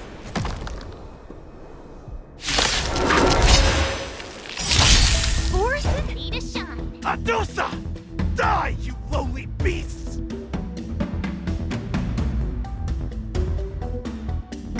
World cleansing dragon. Nice job! Break! Feeling spiffy? Existence is limited.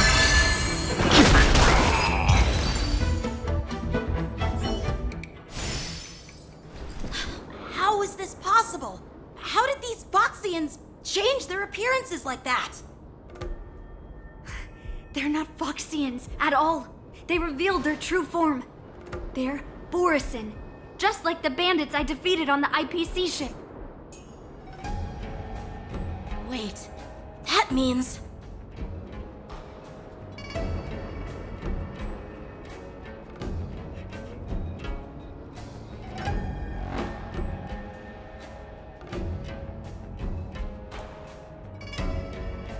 What kind of trick did they use? When we were tracking them earlier, they looked just like normal Xianzhou Foxians. It's not just a simple disguise of wearing our clothing and shaving their whiskers. They're somehow able to alter their appearance to be indistinguishable from Foxians.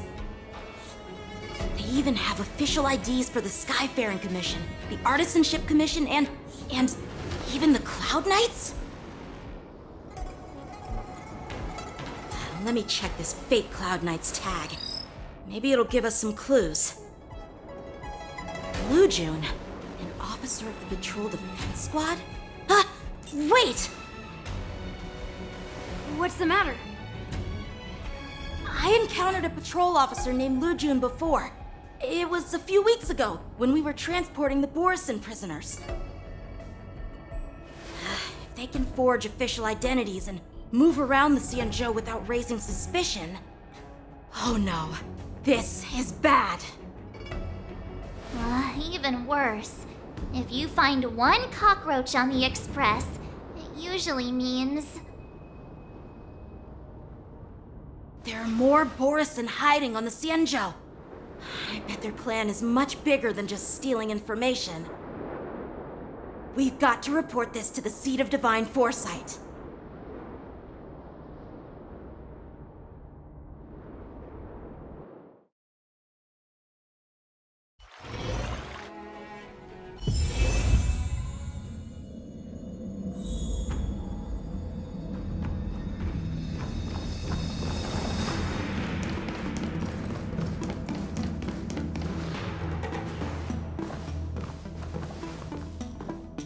I am glad to finally meet you in person, guests from the Astral Express.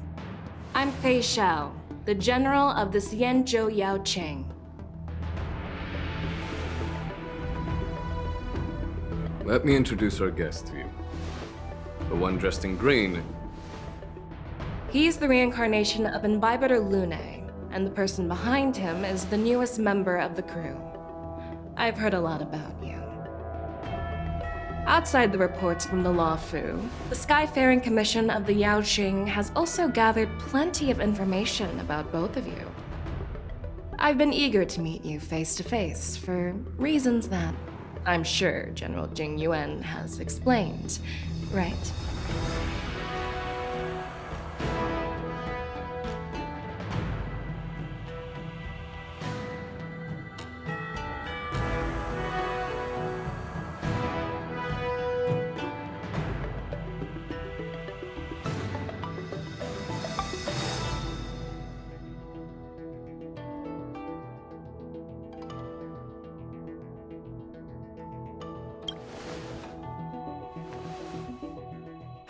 Straight to the point. I like it. According to General Jing Yuan's report, the Ruin Legion is to blame for the Ambrosial Arbor crisis, and all Arbiter Generals should pay attention to the Ruin Author's movements. Over the years, the Destruction's minions have wreaked havoc on countless worlds, and the Alliance has been keeping an eye on them. But no one expected them to join hands with the remnants of the Abundance. The damage caused by the Ambrosial Arbor crisis was far less severe than expected, which is good news for us. However, it was quite different from the Ruin Legion's usual style of destroying life wherever they go. While I trust the bravery of the Divine Foresight and the Nameless, I'm curious about some details missing from the report. I'd like to take this chance to have an exchange with both of you. Let me be clear, the questions I'll ask might not reflect my actual thoughts, so please don't take offense if any of my questions seem a bit harsh. Please go ahead, General. But keep in mind we can only answer based on what we know. And perhaps you already have the answers to your questions in your heart. You have a clever tongue. I like it. The Merlin's Claw is quite articulate. Right now, her intentions are unknown, and Jing Yuan wants us to be honest. Maybe I'll just stick to the facts we know.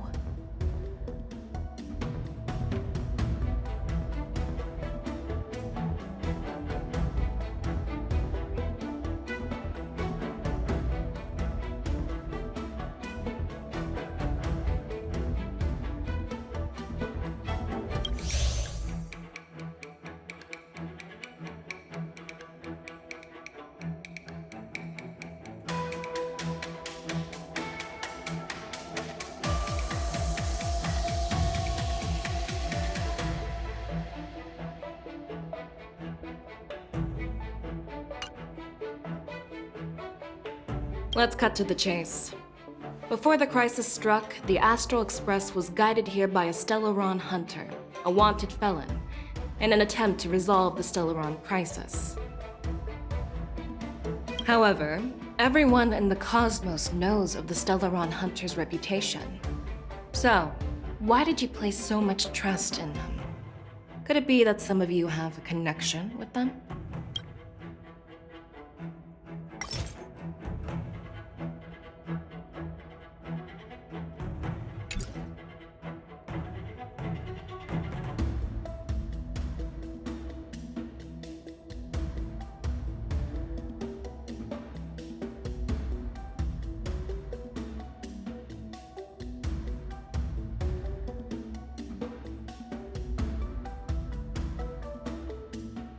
You know what? Maybe I do have a connection with Stellaron hunters. Oh, now that's interesting. Looks like you're quite close to the Stellaron hunters. However, I must warn you that they are wanted felons.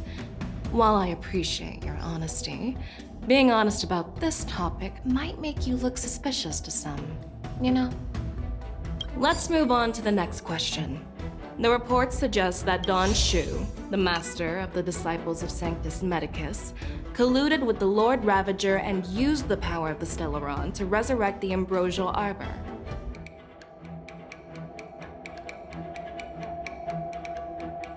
But here's the thing.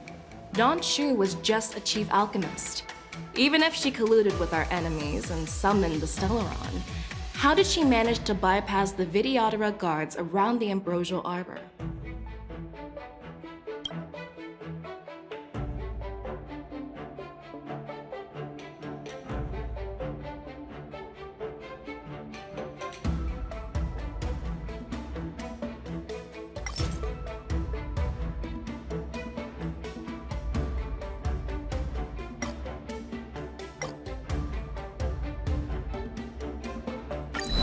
Could you please give us another chance?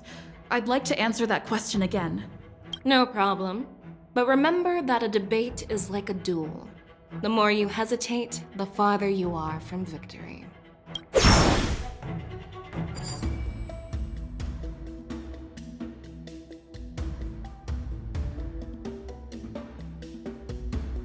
Apart from the Law Fu, there are many other worlds suffering from Stellaron corrosion. For example, Eurilo 6, the world that the Express stopped at before reaching the Law Fu, was one of them.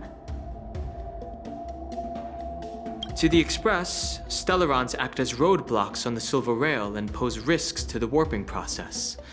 And that's why dealing with Stellaron issues is part of the duty of the Nameless.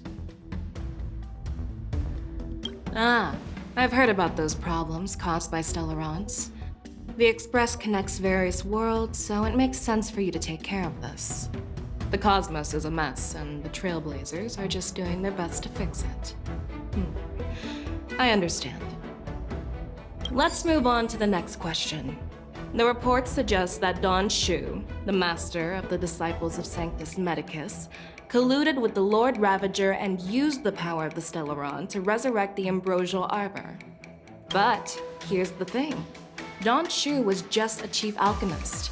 Even if she colluded with our enemies and summoned the Stellaron, how did she manage to bypass the Videodora guards around the Ambrosial Arbor?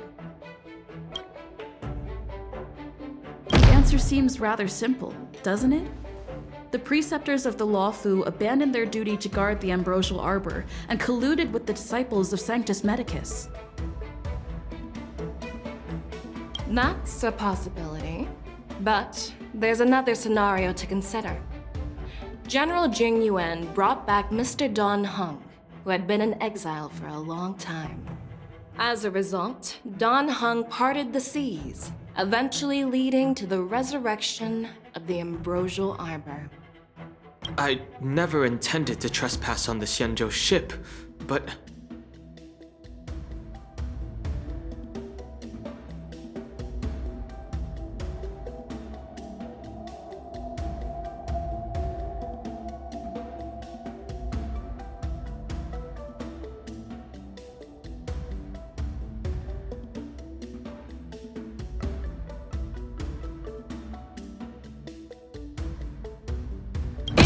no intention to trespass, then why did you return to the Xianzhou ship before your exile was lifted? I was concerned about the safety of my companions, so I had to act brazenly. I alone bear the blame. Please don't worry, Mr. Don Hung. If someone must be held accountable, it won't fall solely on your shoulders. According to the report, Lord Ravager Fantilia is the mastermind behind the entire conspiracy. She disguised herself as an ambassador of the Skyfaring Commission and traveled with you, only to vanish without a trace later on. It seems too convenient to label her as a scapegoat.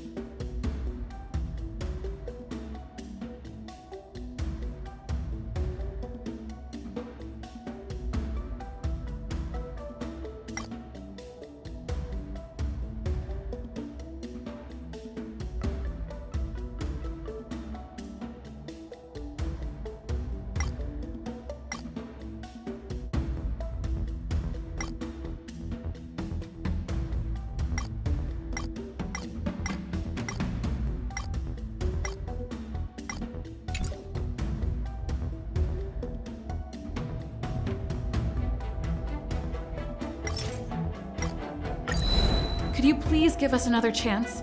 No problem.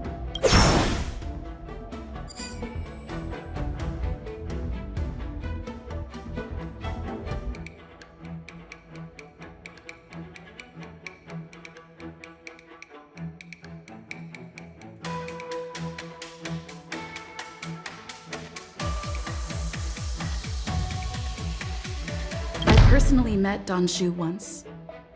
Her closest friend was killed during the war on the Fanghu, and she harbored deep hatred towards the Hunt. So she spent years making preparations in the Alchemy Commission in order to take revenge on the Xianzhou. Revenge is also a form of the Hunt. However, that doesn't explain how she managed to bring the Stellaron into the Scale Gorge waterscape, which was guarded by the Videodora. Well, you should ask Don Shu herself for the answer. Unfortunately, Don Shu is dead, and even her corpse has crumbled into ash. That's one less clue we can pursue. According to the report, Lord Ravager Fantilia is the mastermind behind the entire conspiracy. She disguised herself as an ambassador of the Skyfaring Commission and traveled with you, only to vanish without a trace later on. It seems too convenient to label her as a scapegoat. Fantilia is one of the Heliobi, the energy life forms that once fought against the Xianzhou. They're known for their unpredictable and elusive nature. Just as she said, when the ambrosial arbor resurrected, its roots broke through the creation furnace on the Lawfu, accidentally releasing the heliobus fiend fire sealed inside. This can be used as circumstantial evidence.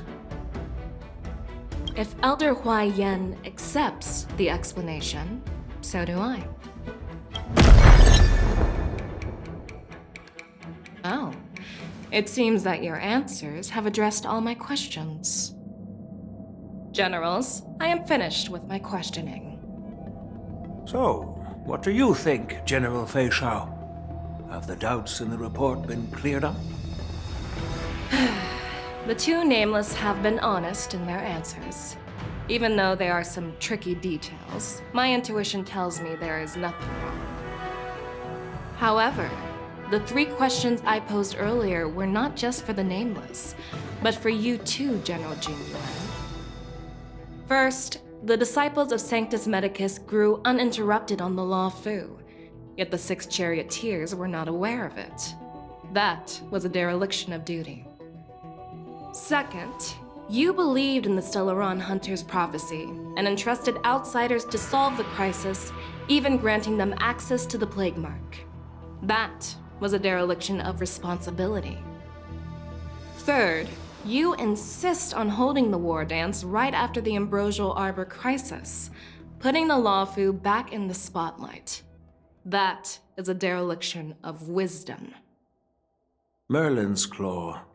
Is this your line of thinking, or the Ten Lords?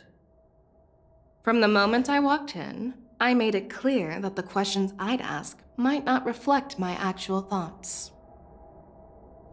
The disciples of Sanctus Medicus were deeply rooted and had been plotting for a long time. I admit it was my negligence for not noticing it earlier. As for the Stellaron Hunter's prophecy, I didn't believe all of it, but in the end, the Law Fu did survive the Ambrosial Arbor crisis.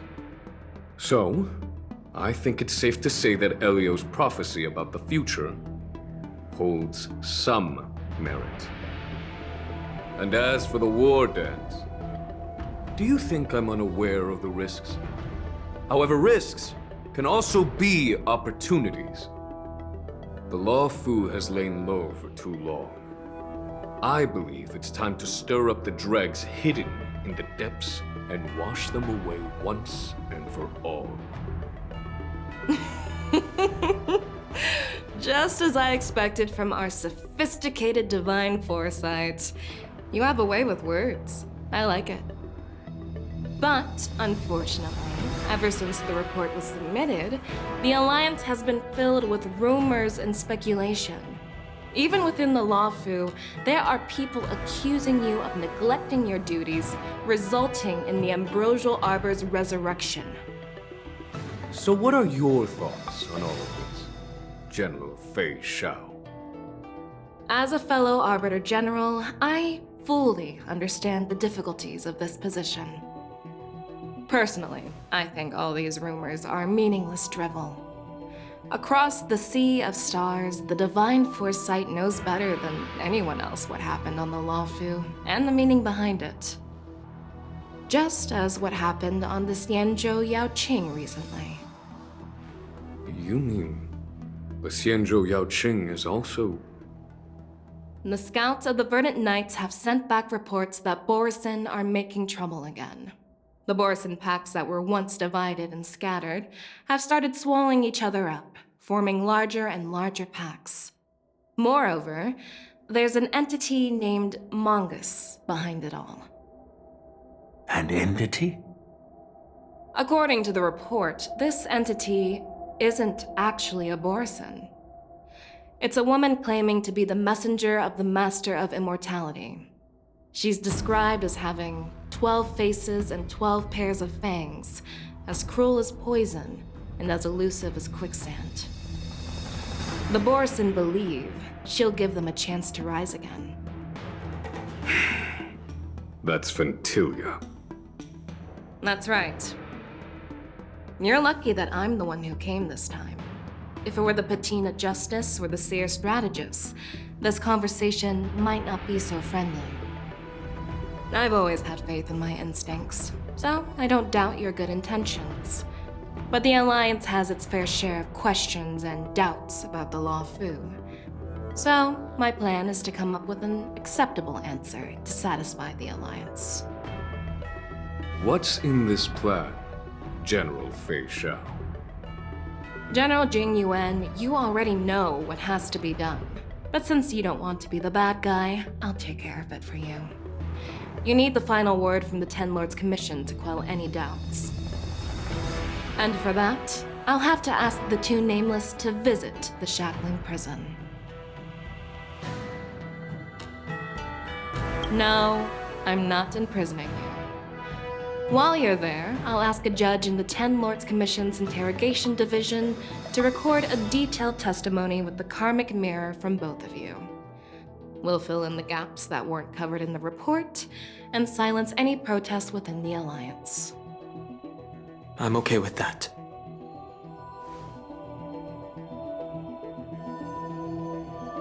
Worried that I might go back on my word and keep you in the shackling prison? Relax. If I wanted to do that, you'd already be behind bars. Once you're done with your testimony, you're free to come and go as you please. Then, as the Merlin's Claw requests... Oh, there's one more thing. This testimony is for silencing the voices of opposition within the Alliance, but I would like to urge General Jing Yuan to listen to the pleas of the Foxians on the Xianzhou Yaoqing. So, you are here for Hule. Exactly. Hule is locked up in the Luofu's shackling prison. Since he is the broodlord of the Borisin, I want to transfer him onto the Xianzhou Yaoqing and imprison him there. The recent movements of the Borisin suggest they're planning something big, so we must act preemptively. It makes sense to have the Foxians keep an eye on their arch-nemesis. Since you trust my judgment, I'll repay that trust. What do you think about all this, General Huayan? I was worried this would turn into a heated argument, but it seems like both of you are on the same page, solving each other's problems. I couldn't have asked for a better outcome. And as for Hule, I'll send my Lieutenant Zhao Chou and Moza to check on his condition in prison and ready him for transport. If there are no more questions, shall we get this started?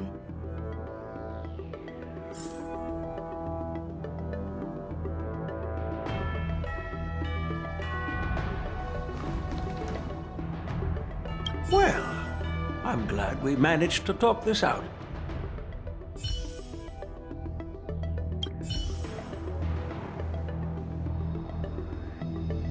Do you actually believe in the Stellaron Hunter's prophecy?